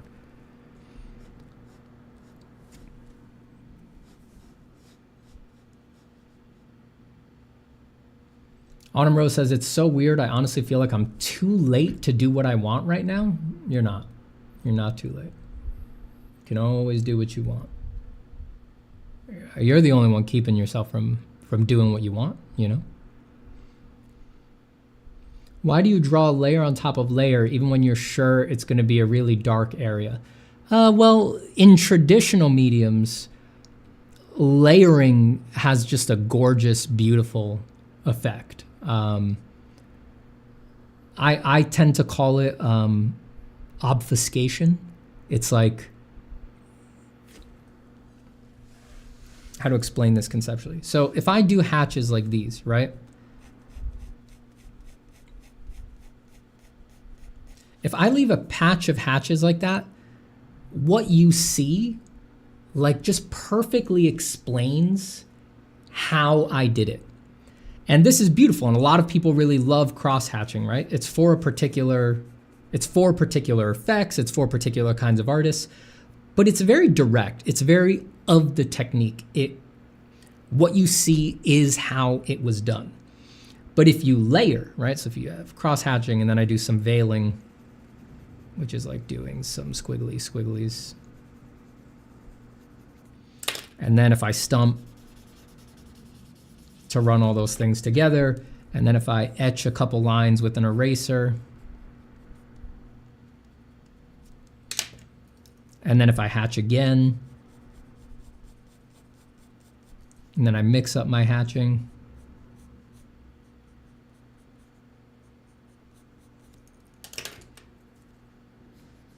pick out some corners with the eraser,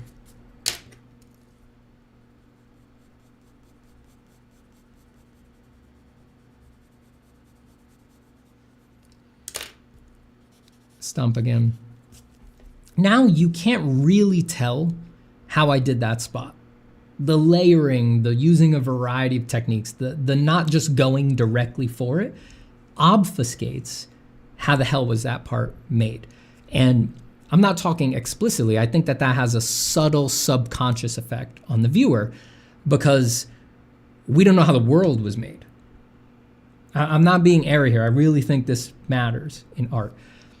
You don't quite understand how the glimmering surface of your hand when you look at it comes together, right? It's just a given. It has its own amazing form, and you sort of have to go on the artistic journey, learning a lot about light and shadow to be able to say like, oh, right, well, if I look very closely, all of the Langer lines on my skin actually are little hills and valleys, and skin is quite specular. So at every little hill, there's catching a specular reflection, which is dragging the lightness of the light source across more of the surface than if my hand was perfectly diffuse reflection.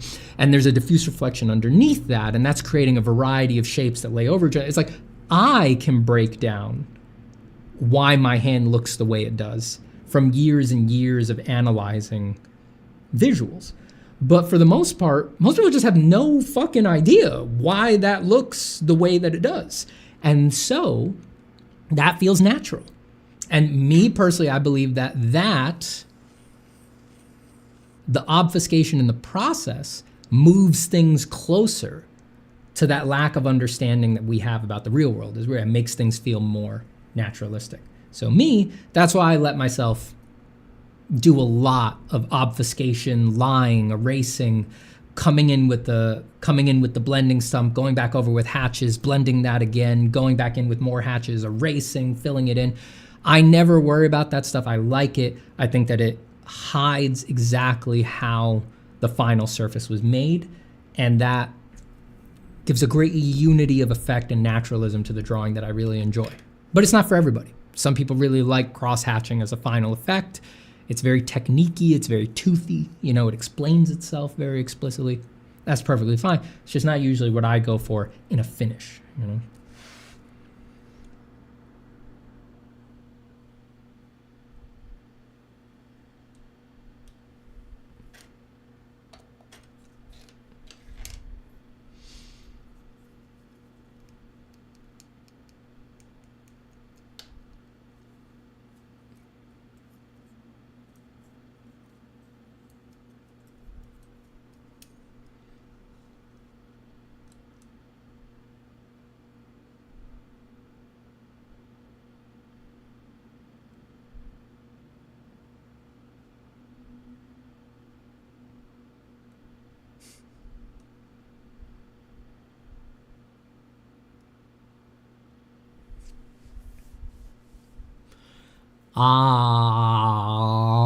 says, but what if I love drawing the same bald man floating head again and again and again?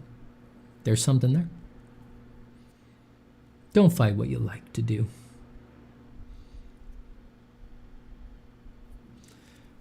For me, it works the other way, says Hyanaigi. I can't sit and draw what I don't want. It's torture. That's the better problem to have.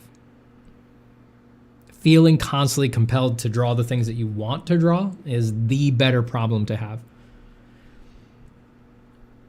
Getting stuck doing nothing but exercises for protracted periods of time is a way bigger problem. Way bigger problem. Oh, Zero Connection gives €5. Thank you so much. Zero says, hi, Stephen. I'm working through Ahmed Al-Duri's MedMap course. You're featured in a couple of his videos. Is Ahmed okay? He hasn't posted anything lately. I can tell you he's just fine. I saw him, when did I see him? 2 months ago? Last month? Sorry, I'm in a time warp right now, but I saw him very recently. He's fine. Don't you worry about him and enjoy Med's map. Oh, a lot of people are always asking me about Med. I'm happy to report, I always say, don't you worry about Ahmed Al-Duri. Don't you worry about him.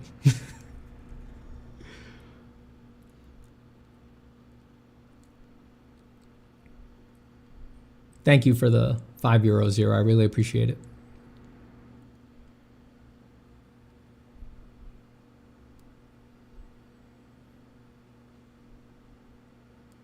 Aeon says, thank you, Stephen. I needed this advice and it spoke to me. I need now to rethink everything and focus on my dream pictures. That's very good. Trust me. It's the way to go. It will pay off.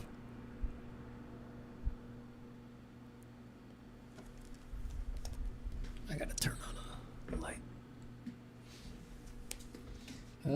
Which one do I want? This one. Hold on.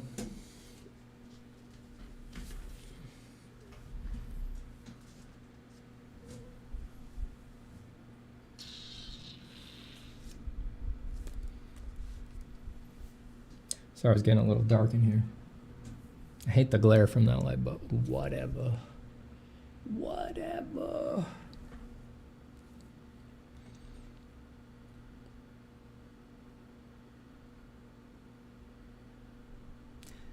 If after erasing some graphite is left on the paper, is that a sign of bad paper? No, I mean some.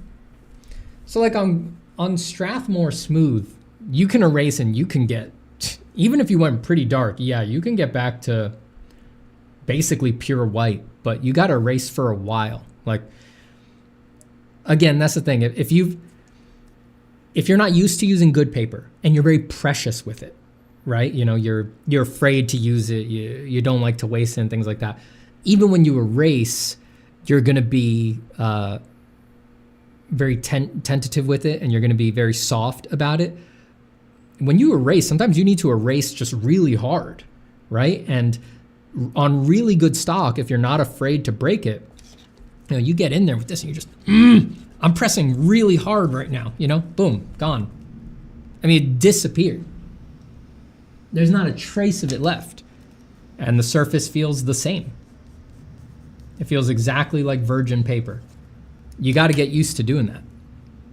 You just got to press really hard. But yeah, when you're, you know, me now, I've burned through so much bristle paper that I don't care anymore. I'm over it. I used to be precious with it when I was in high school or something like that, but now I just, who gives a fuck? You know, I'll grab it as scrap paper. I'll rip it in half, a pure sheet, I'll rip it in half, put it under my hand as scrap paper to do another drawing, just because it's the one that's nearby. So when it comes to erase, I'm going to, and it'll go back to pure black. It doesn't matter. You can't be precious with this stuff. You cannot be precious. It's paper. It's not that expensive. You're fine. You're fine.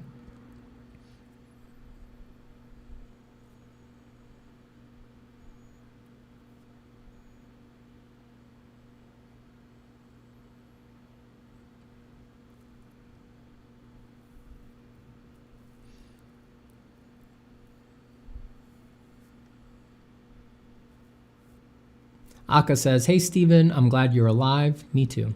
No, glad you're alive. Months ago, I was still able to finish some pieces, though I still have much more unfinished ones. But for months now, I can only tolerate a piece for an hour to help. You know, these things always come in hills and valleys. It's natural. You know, you kind of have a muscle that needs to rest for finishing the piece.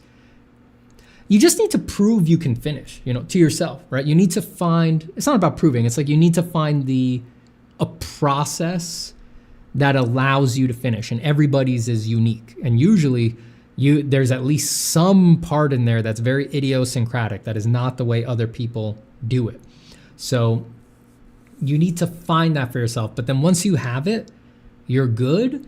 And then it's a natural part of the cycle to spend a long time finishing and then naturally seek a new invigorating idea that will be exciting enough for you that you will really want to put a lot of time into finishing it.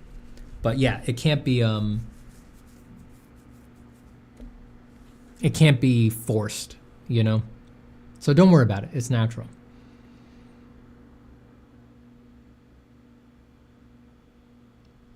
Autumn Rose says, I'm realizing that doing what I want will cause huge periods of time sinking. Yeah. And I wanted to avoid that because I remember you saying in one of your vids that it took me 10 years to get mediocre. That spooked me, I guess. It did take me 10 years to get mediocre, but I got mediocre by doing my pictures. I never went through a period where all I did was study. I was always making my stuff. So you might be taking that the wrong way. It's like, it took me 10 years to get mediocre, constantly rehearsing the kinds of things I wanted to do. So if you're only going to do studies, it's going to take you 30 years to get mediocre because you're not actually practicing the thing that you're evaluating if you're mediocre or good at. I hate to tell everybody in here, but if you can render the fuck out of a sphere, that does not mean you're going to be any good at drawing your comic book. Sorry. You need to practice the thing you're actually going to do. You need to practice the thing you're actually going to do. Get it out of your head that everything needs to be in this little linear, like, oh, now I have permission to do the thing. I was always doing my exercises, and I was always attempting and failing cool character designs, finished paintings, just the kinds of pictures that I wanted to make. I wasn't ever just doing the studies.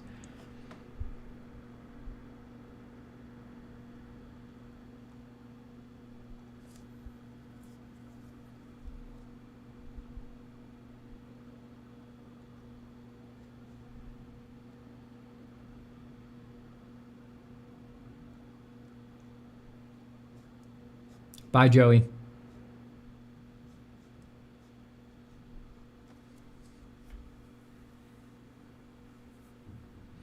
Is it ever necessary to turn a study into a fully rendered work, or can we stop once we are satisfied with our gains of knowledge? You can stop whenever you're satisfied. It's all up to you. Did you watch Alien Romulus? No, I have not. Are you going to be doing morning or night streams? I have not decided. I don't know. I'm back and forth.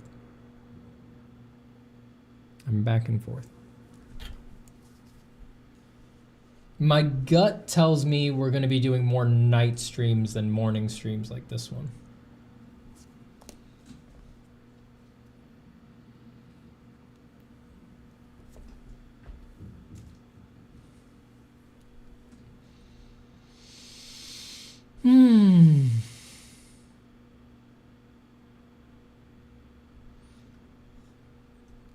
Hello above Wong Art, who says, fantastic. Thank you. Jard says, I'm studying for like 5 years now, but never challenged myself by doing personal projects. I'm a beast at drawing boxes and spheres, but just that, don't give any money. This advice fits perfectly for me. You've got to do the thing. You've got to do the actual thing. Steven, I worry about messing up good paper with long drawings, so I avoid long pieces. You got to get over it. There is way bigger concerns in art than using nice paper. I honestly, to some extent, I would advise like just buy an expensive, and again, expensive is $30, right? The paper that I finish on, an 18 by 24 of Strathmore Bristle Paper Smooth, my preferred finishing paper, is $30 tops. I usually can get it on sale for less than $20. I could get it. Let me see what it is on Amazon right now.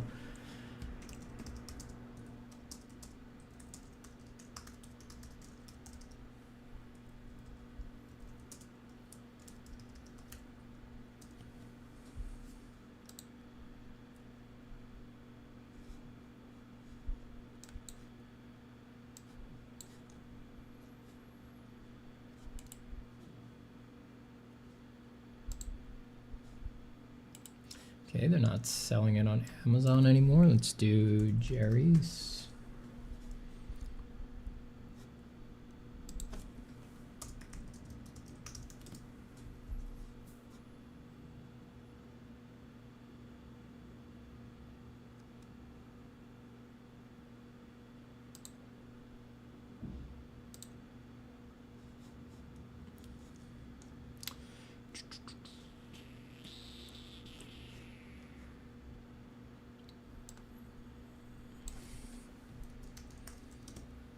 Keeps defaulting to drawing instead of bristle. Where is it? Hello, where is it? Did they stop making it? I'll jump off a bridge. I'm not kidding.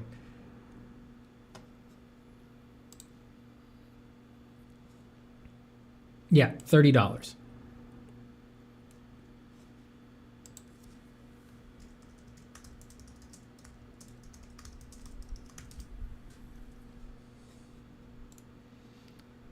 Blake is selling it for 40.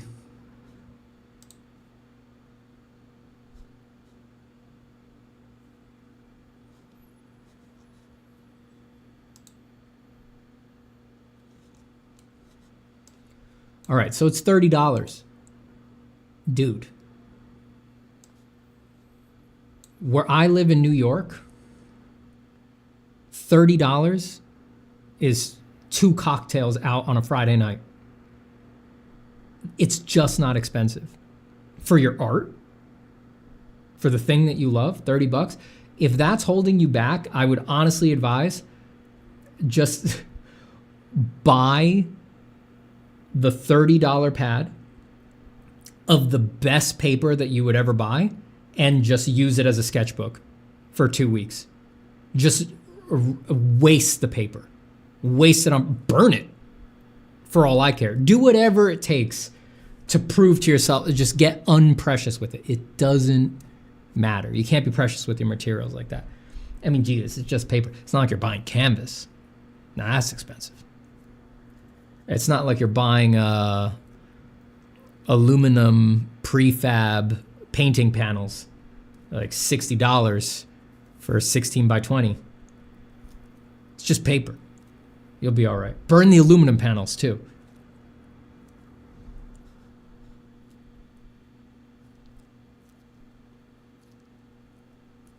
Omar says, Stephen, in my own art practice, drywall-based rectilinear sculpture, I found I was paranoid about wasting money on materials, so I began simply burning $100 bills before starting my work every day. See, that's smart. Omar knows what he's doing. That is smart. That's how you do it. Above Wong says, your work punches me into a dopamine. Excellent. Get that dopamine. Get it. I'm happy to provide some dopamine.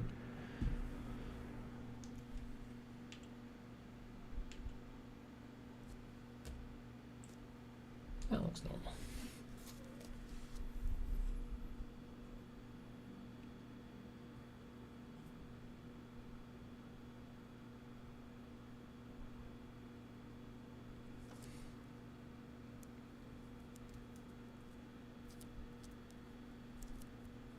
Hello, Studio of Art, who is new. Not much up. We're just talking, sketching. The usual.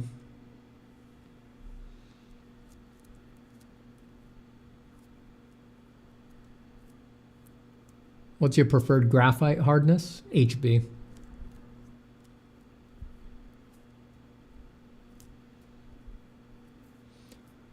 Adam says, I've been in the just studies loop for so long, it's hard now to just jump into the pictures I actually care about. That's what I'm saying. That's only going to get worse and worse. You need to jump yesterday. You need to jump yesterday.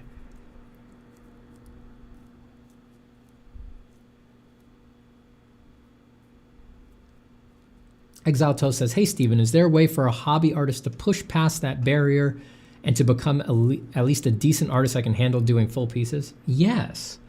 Hobby artists have been some of the best artists of all time. Van Gogh never went pro. Don't even conceptualize anything that you're thinking about around that. If you have any conceptions in your head that like, all right, well, this is impossible for me because I'm a hobby artist, that is just completely untrue. Completely untrue.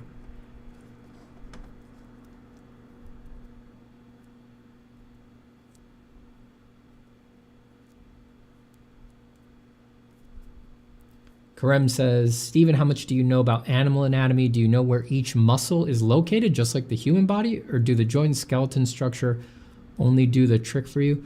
Oh, I really only know animal anatomy on the level of comparative anatomy. Like, I don't know any of the specifics about the layout of muscles or of a horse or a dog or anything like that. I have a general idea. And again, there's principles of comparative anatomy, like knowing how the shoulder blades move, the basic like different dimensions of the rib cages, some of the transformations of a pelvis. Like these are just principles. It's just about being aware of how those changes do occur throughout. And we're talking mostly about mammals here, right? But it's like just having an awareness that like those are the big places where things change. And that's really all I have. If I needed more specifics than that, I would just research that particular animal at that time. You know, for people who just don't know at all what I'm talking about, like principles of comparative anatomy, like almost all mammals have the same number of cervical vertebrae, right? That's a principle of comparative anatomy, right? You have 7 cervical vertebrae. So does a giraffe, right? So even though a giraffe has a very long neck, it's just that the vertebrae are getting hugely distended and extremely massy, but they still have the same number of vertebrae because of our common ancestry. There's more variation morphologically, right? Obviously, the scale of the cervical vertebrae in something like a giraffe is a huge change, but morphologically, shape, engineering-wise, there's much more variation in something like pelvis shape amongst the mammals than there is in the shape of cervical vertebrae, right? So those are principles of comparative anatomy. Other things are like, you have a radius and an ulna so that you can supinate and pronate your hand. A cat also has a radius and ulna, so cats can fully pronate and supinate their hands. That goes for domestic house cats as well as lions and tigers and things like that. Your dog, for example, does not have that. They have a fused radius and ulna. Their lower arm is one bone. And so they cannot easily, you can twist their arm, but if you notice everything that your dog does, they can't do this. They can only, if they're holding a bone, if you see that their paw bends this way, it's not because they can bend their hand this way, it's because the leverage of pressing against the bone is bending their hand, the same way you can bend their hand. But they can't pronate or supinate their hands because they don't have motile radius and ulna. So those are principles of comparative anatomy that are the foundation for understanding how animal anatomy works. So you start with human anatomy, you try to integrate it on a very deep level, and then you can use that to derive truths about the anatomy of a horse, a dog, a cat, anything like that. And it does extend to other parts of the animal kingdom. Like if you understand how the sternum is the connection for the pectoral muscles, then, and that to some extent the massiness of the sternum is directly proportional to the massiness of the pectoral muscles. Stronger muscles actually, they pull harder. Bigger muscles pull harder on bones. So people who are really, really strong and have very massy muscles, they don't just have bigger muscles, they actually do have slightly bigger bones than people who have less big muscles. They get bigger from being hauled on by more mass from the muscles. So there is a proportional relationship. If you have a bigger chest, your sternum is actually going to be bigger. Now that's not really noticeable because muscle mass is so much more prominent than bone at that area on the human anatomy. But then if you look at a bird and you see the way that their sternum is shaped, where it comes out like a blade, like this, that can look totally mysterious and unexplainable. Unless you know how the comparative anatomy works, you know that it's that big because huge, relatively huge pectoral muscles are going to connect there for the bird. And that is what allows them to have enough strength to move their arms, because the pectoral moves your arms. That's the main thing that it's doing. It's not doing anything on the chest. Pectoral muscles are about moving your arms. That is what allows them to fly. It gives them the strength to generate lift and actually take off and fly. So these are principles of comparative anatomy. So all of that said, to answer Krem's question, no, I know almost nothing about animal anatomy. Everything that I just said is what it sounds like for me to know almost nothing about animal anatomy. But you have to remember that I'm comparing myself to true anatomists like my teacher, Ray Bustos, who does know just about everything you could hope to know about human anatomy and comparative animal anatomy.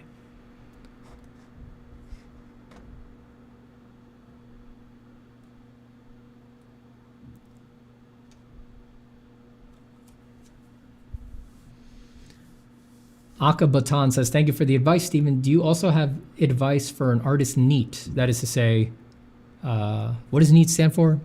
Not in education, employment, or training. So someone who's just doing art, no job, no school, nothing else. I am one for 2 years now, and it's getting really bad. I wouldn't recommend it to anybody. I mean, some people have the temperament to just really do that, but if you're going to keep going down that path, I would join a club or join a sport. Like, just the main problem is people go crazy when they don't have social interaction. Even if you're a really intense introvert, you've got to find some way to interact socially. I just make sure you're interacting socially. I don't know what your financial situation is or anything like that. You might have people supporting you, and that's between you and them, but don't go hermit mode. It's really, really unhealthy, even for big introverts. To support a healthy introvert lifestyle, You do need some regular contact with other humans, though, even still.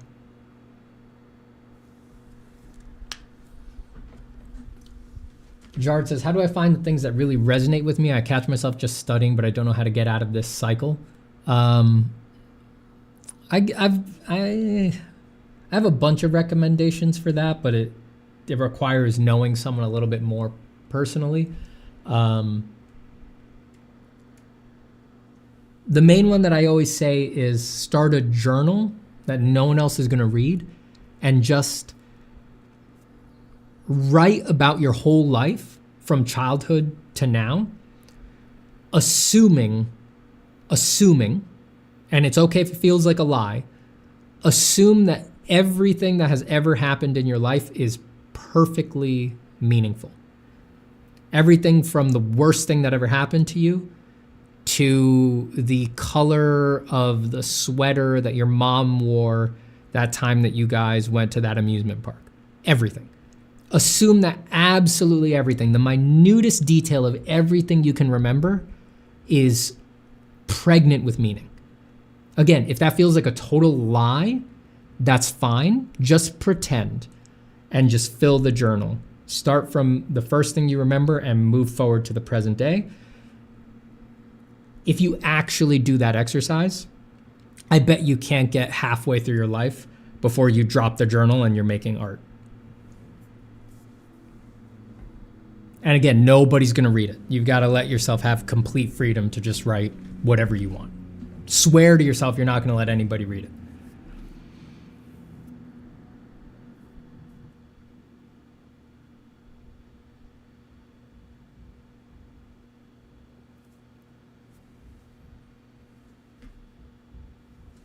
Sorry, I'm out of focus.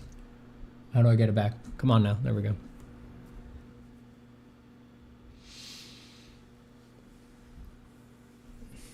Mel, how are you? Mel says, I hadn't been drawing much due to moving, but I can sense the break was good for me. I just want to be a hobby artist. You know, the clarity of knowing what you want to do with art is like, most people can't get there. Just having some clarity is worth so much.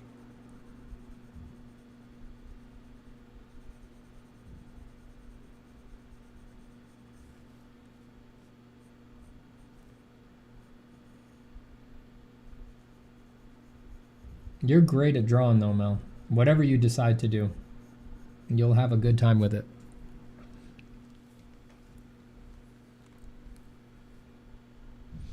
Lockdown says, hey Steven, I picked up your drawing exercises on Proco's site. I'm working through the first video on the Boxmen. It's been great so far. Just wanted to say thanks for working on it. Oh, no problem. I'm glad you like it.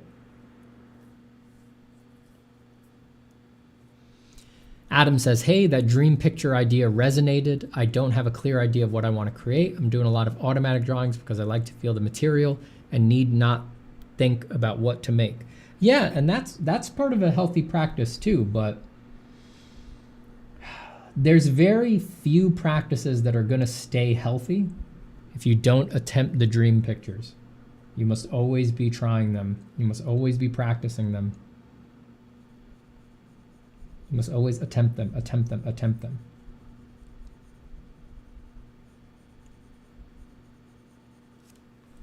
It's like, let's say you wanted to be a gymnast and you wanted to do the balance beam. You wanted to go for gold on the balance beam. Do you think that the process for becoming an Olympic level gymnast on the balance beam involves avoiding the balance beam, not standing on one for years at a time? I highly doubt it. I think that if you had the level of clarity, they'd probably have you on a balance beam even if you just knew you wanted to be a gymnast, but you didn't know where you wanted to specialize. But certainly if you wanted to specialize, I think you'd be on the balance beam from day one. Maybe you're not doing tricks on it, but you're just walking it, just getting used to it. You gotta, if you're gonna get to the high level on that, it just has to be like second nature to be in the realm of the balance beam. You gotta do it. You gotta do the real thing. I think art is very much like everything else in that regard. The principle of specificity, as it's called in exercise.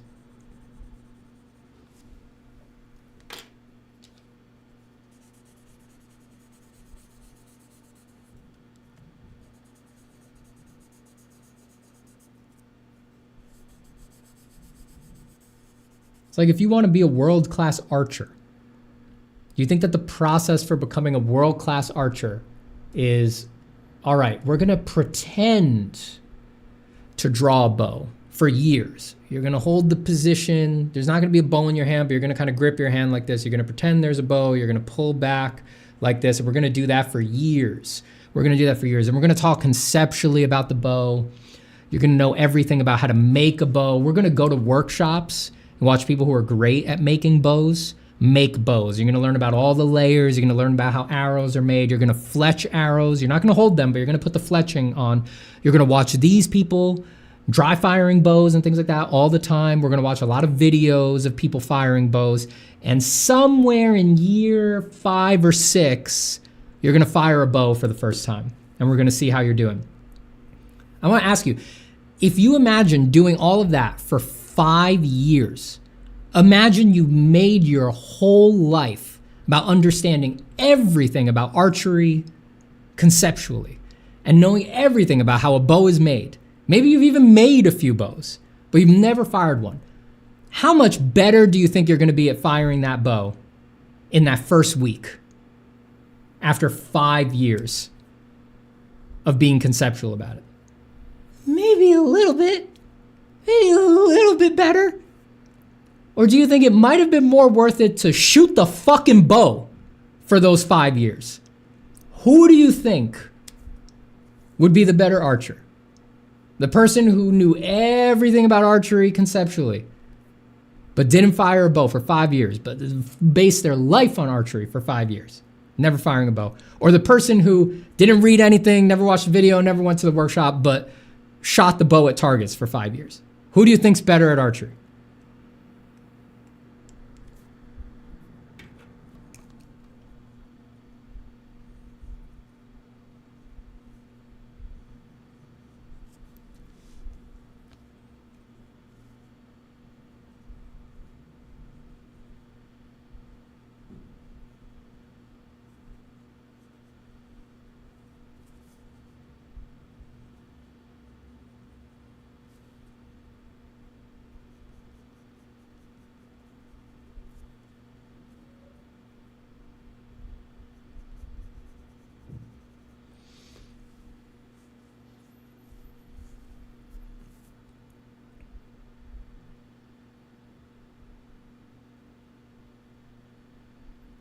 Board says, I've been dealing with art burnout lately, and it feels like no matter what I do, even if it's for fun, I can't be consistent because I get frustrated. I haven't drawn in a while. Any advice?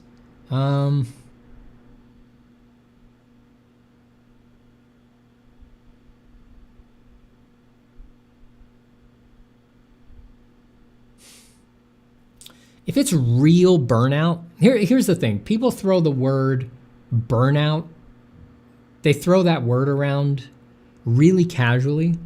And burnout is like a medical condition. Like it's an actual, like there's ways to diagnose it. Like it's in the DSM-5 or something like that. Like it's actually a really extreme state, you know? And if you are at the point of true burnout, just stop. You just need to rest, truly rest. And for a long time, it's fine if it takes a really long time, months, years, it's fine. It is perfectly fine. If the rest is the best thing you could do for your mind at that point, it's better to just take a year off than it is to make yourself hate art for a year. If you grind through art and you're just, so heavy about it, I can't take myself lightly. I can't take the art lightly. It's just suffering the whole time. A year of feeling that way conditions more hatred for art. So yeah, maybe you dawdled through some very depressed doodles for a year, But now you've got 3 years worth of hating art built up. Whereas if you just didn't do any art for a year and fixed you fixed your nervous system, took up some other hobbies, looked at what else in your life was burdening you, pinching your time, paying attention to things that need to be paid attention to, and you just managed to take a deep breath in life, and then a year later, you wake up one day and you're like, man, I really want to make art. Now you go back to it, and yeah, you don't have a year's worth of depressed doodles, but now you also don't have 3 years worth of art hatred built up. So even a huge break can be the best thing you can do for your art if you're really at that point of true burnout. Just stop. Just go figure out your life. Just rest, baby.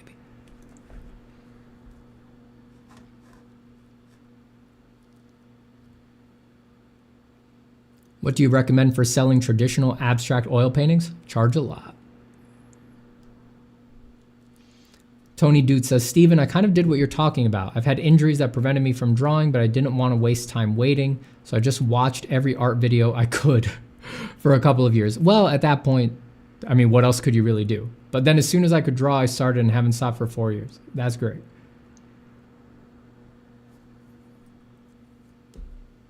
Will this broadcast be every day, says Tabark? No. I think at my heaviest, I was streaming 3 times a week. I probably wouldn't go more than that, just because, like we were just talking about, that can just kind of burn you out. I usually, when I'm streaming a lot, I'm usually streaming 2 to 3 times a week, something like that.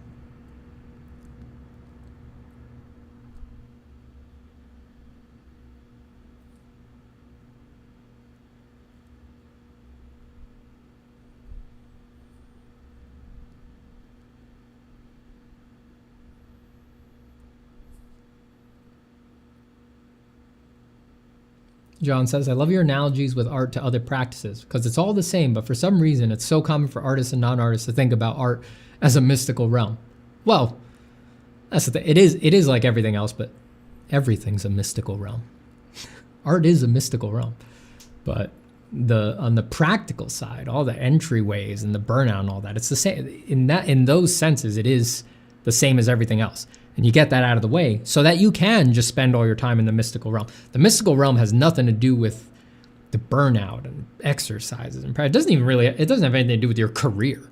The mystical part of art, which is definitely there, is another level that floats on top. It's untouched by everything else.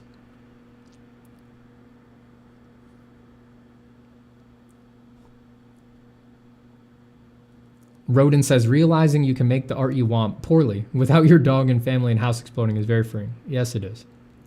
I've worked hard to help people with that and to get the word out there. And I feel like, I got to admit, I feel like, when I started, explaining that to people was my number one priority with the channel. Just helping people relax, realize that truth, just make the work that they want to make, see that they don't need to panic about it.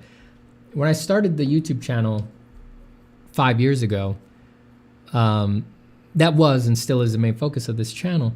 But it was like I focused on that because it felt like there was very few people talking about it. I wasn't the only one, but there was, as far as I could tell, and I knew the scene pretty well, really was only a few. There was really only a few, and it felt like a message that needed more voices to push it, just so that by volume more people would hear it. It would spread. And I got to say, in the past 5 years, it has really spread. I'm super happy about that. It has spread enough that I think I'm basically done. I think I'm going to move on personally. It's great to see that culture has sort of caught up. These days, I have some places where I see students talk to each other, right? Like my Discord and things like that. And I'm on other people's Discords and I read some forums, and you see it in like Instagram comments and stuff like that. Students have the language and the conceptual models to say things to each other now that I'm telling you, didn't have that language just 5 years ago. They didn't have that model running. They only had, or for the most part, they really only had a toxic art mentality running. And that's how they would talk to each other implicitly. I'm not saying they were being rude to each other. Even when they were trying to be nice, they were implicitly supporting and propagating bad incentives, unwise motivations, and a toxic art mentality. And that has changed. I mean, it's been great to see. Now when I see them talk to each other, I'm like, that's the advice I would give. Now they're running a positive process, and they're supporting wise motivations, and the students are much better at helping each other, talking each other off the ledge, supporting good reasons to do art instead of bad reasons to do art. They know how to pull each other out of burnout and things like that. The conceptual model has really spread so far. It's been great to see. Yeah, I think I'm good on it now. I think I'm done. I think the students have it. Yeah, I can change gears now. I can just go back to my real personality, an insufferable competition-based asshole who lives only to dominate others. I'm going to go back to that now that my good work is done and the wheel can roll on its own. My work here is done. My work here is done. I just want to know, I didn't draw anything for 3 months. I feel my art getting worse. You're fine. You're rusty. But the parts of your art skills that are truly integrated, they never go away no matter how long of a break you take. Don't worry about it.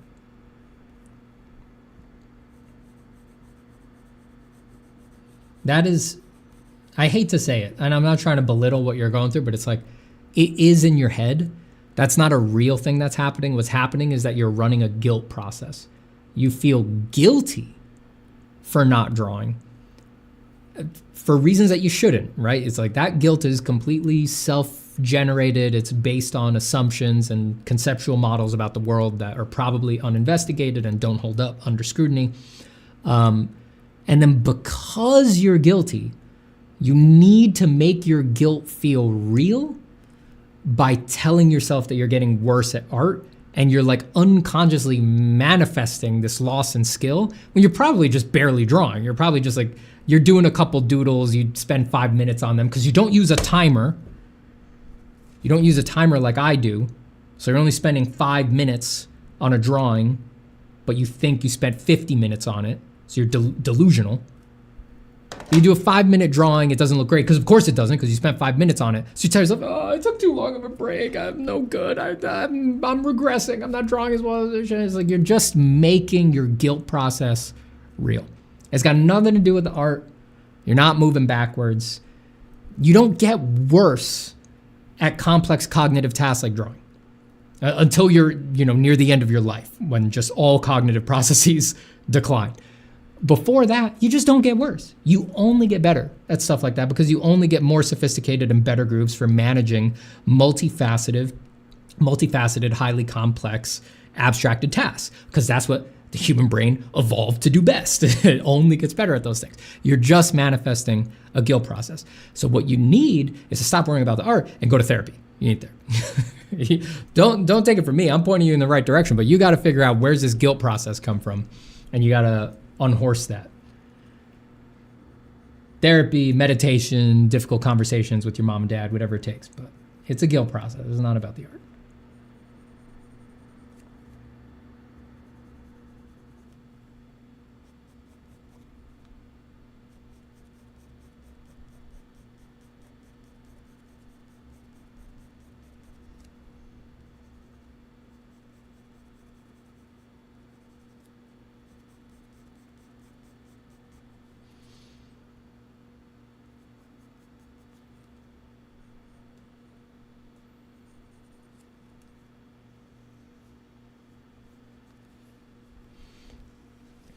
All right, everybody, I am actually going to start signing off. I'm going to stay on for a few more minutes, but I've actually got to go talk to my landlord.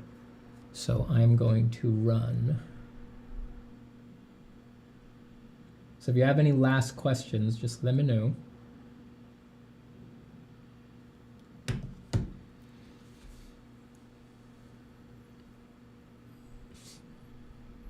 Danikata says, my therapist told me the best advice. You can have anything you want, just not right now. That's good. That's good. John Vickman says, I feel attacked personally about the guilt process. All good, though. It's real, man.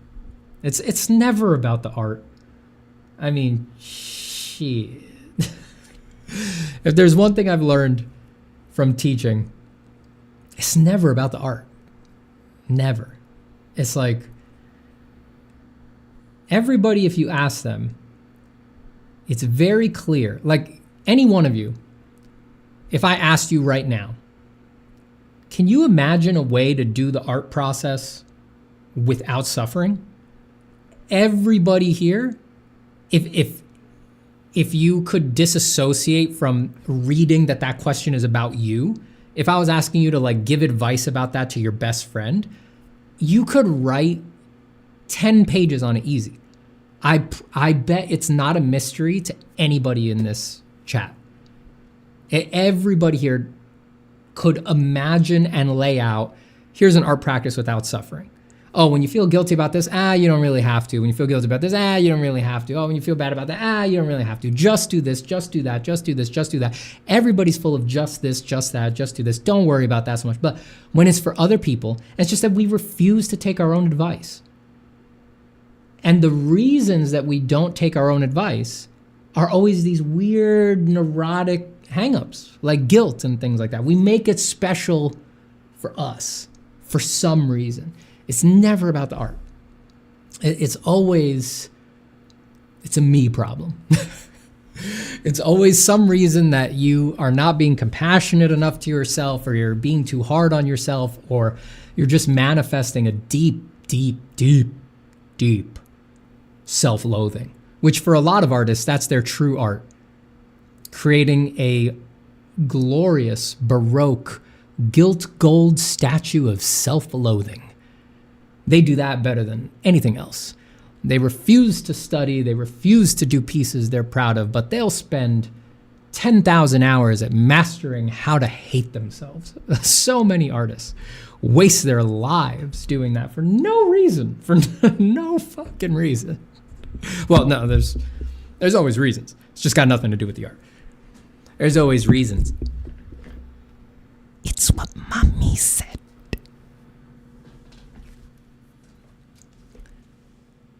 It was that competitive streak with your brother when you were young. There's always reasons. It's got nothing to do with the art. My question is, Gabagool art book when? Gabagool. I'd love to do an art book. I got it in mind. I'm thinking about it.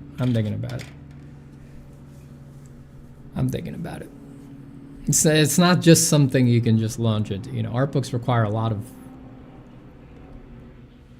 upfront, a lot of planning, a lot of capital.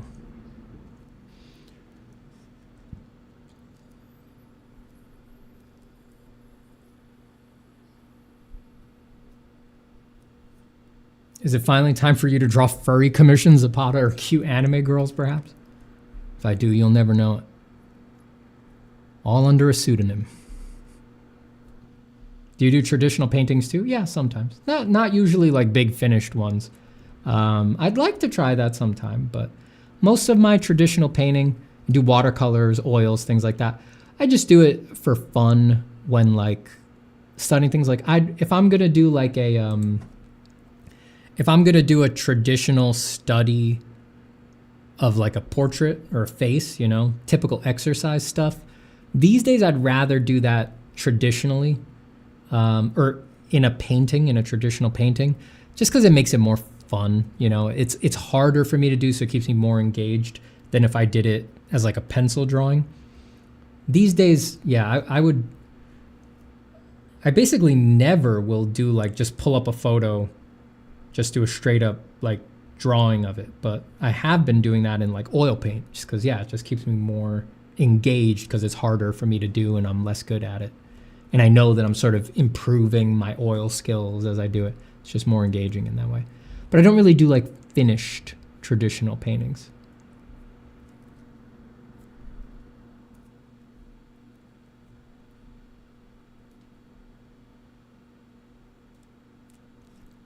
Akabatan says, not a surprise you pretended to be the Steven we know and love just so you can make us less competitive and defeat us all with the best spheres and boxes. That's right. It was all part of my little game.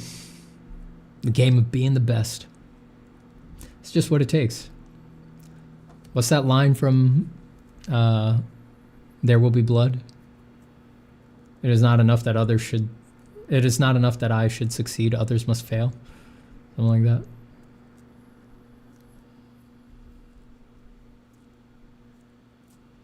Aeon Arwick says, this stream was meaningful and important to me. I'm forever grateful. Thank you, Stephen. No problem. Happy to help. Zeka says, hey, Stephen, quick question. How do you deal with burnout? You might want to go back and listen to when I was talking about burnout like 20 minutes ago or so. Again, I don't think burnout is actually very extreme. It's like a diagnosable thing. And I don't think I really have ever gotten there with art. I've definitely been in states where I'm like, I can't work anymore, but I never have taken that to be about the art. It's always clear to me that that's about things around the art. My schedule, I'm not getting enough exercise. There's another big stressor in my life that I need to deal with. It's never about the art. And I just take a break. I just do the other stuff. I don't worry about it. I'm very careful not to break the art practice. When it gets very heavy like that, I just stop. I don't care. Take a week off, 2 weeks off. It doesn't matter. It's fine.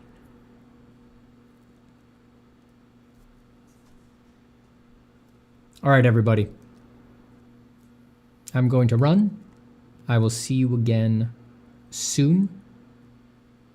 Take care. And good luck with all your drawing. Thank you for being here. Bye-bye, everybody.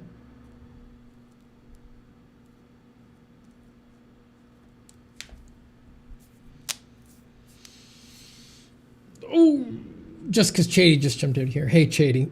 Steven, my boy, when you streaming again, man? Probably not tomorrow. Tomorrow I'm trying to finish up doing my changes to the studio here. So next week, probably, I'll see you guys again. I will be gone I'll be away from home for the weekend. Probably not tomorrow because I'll still be cleaning up all this. So yeah, maybe Monday, Tuesday.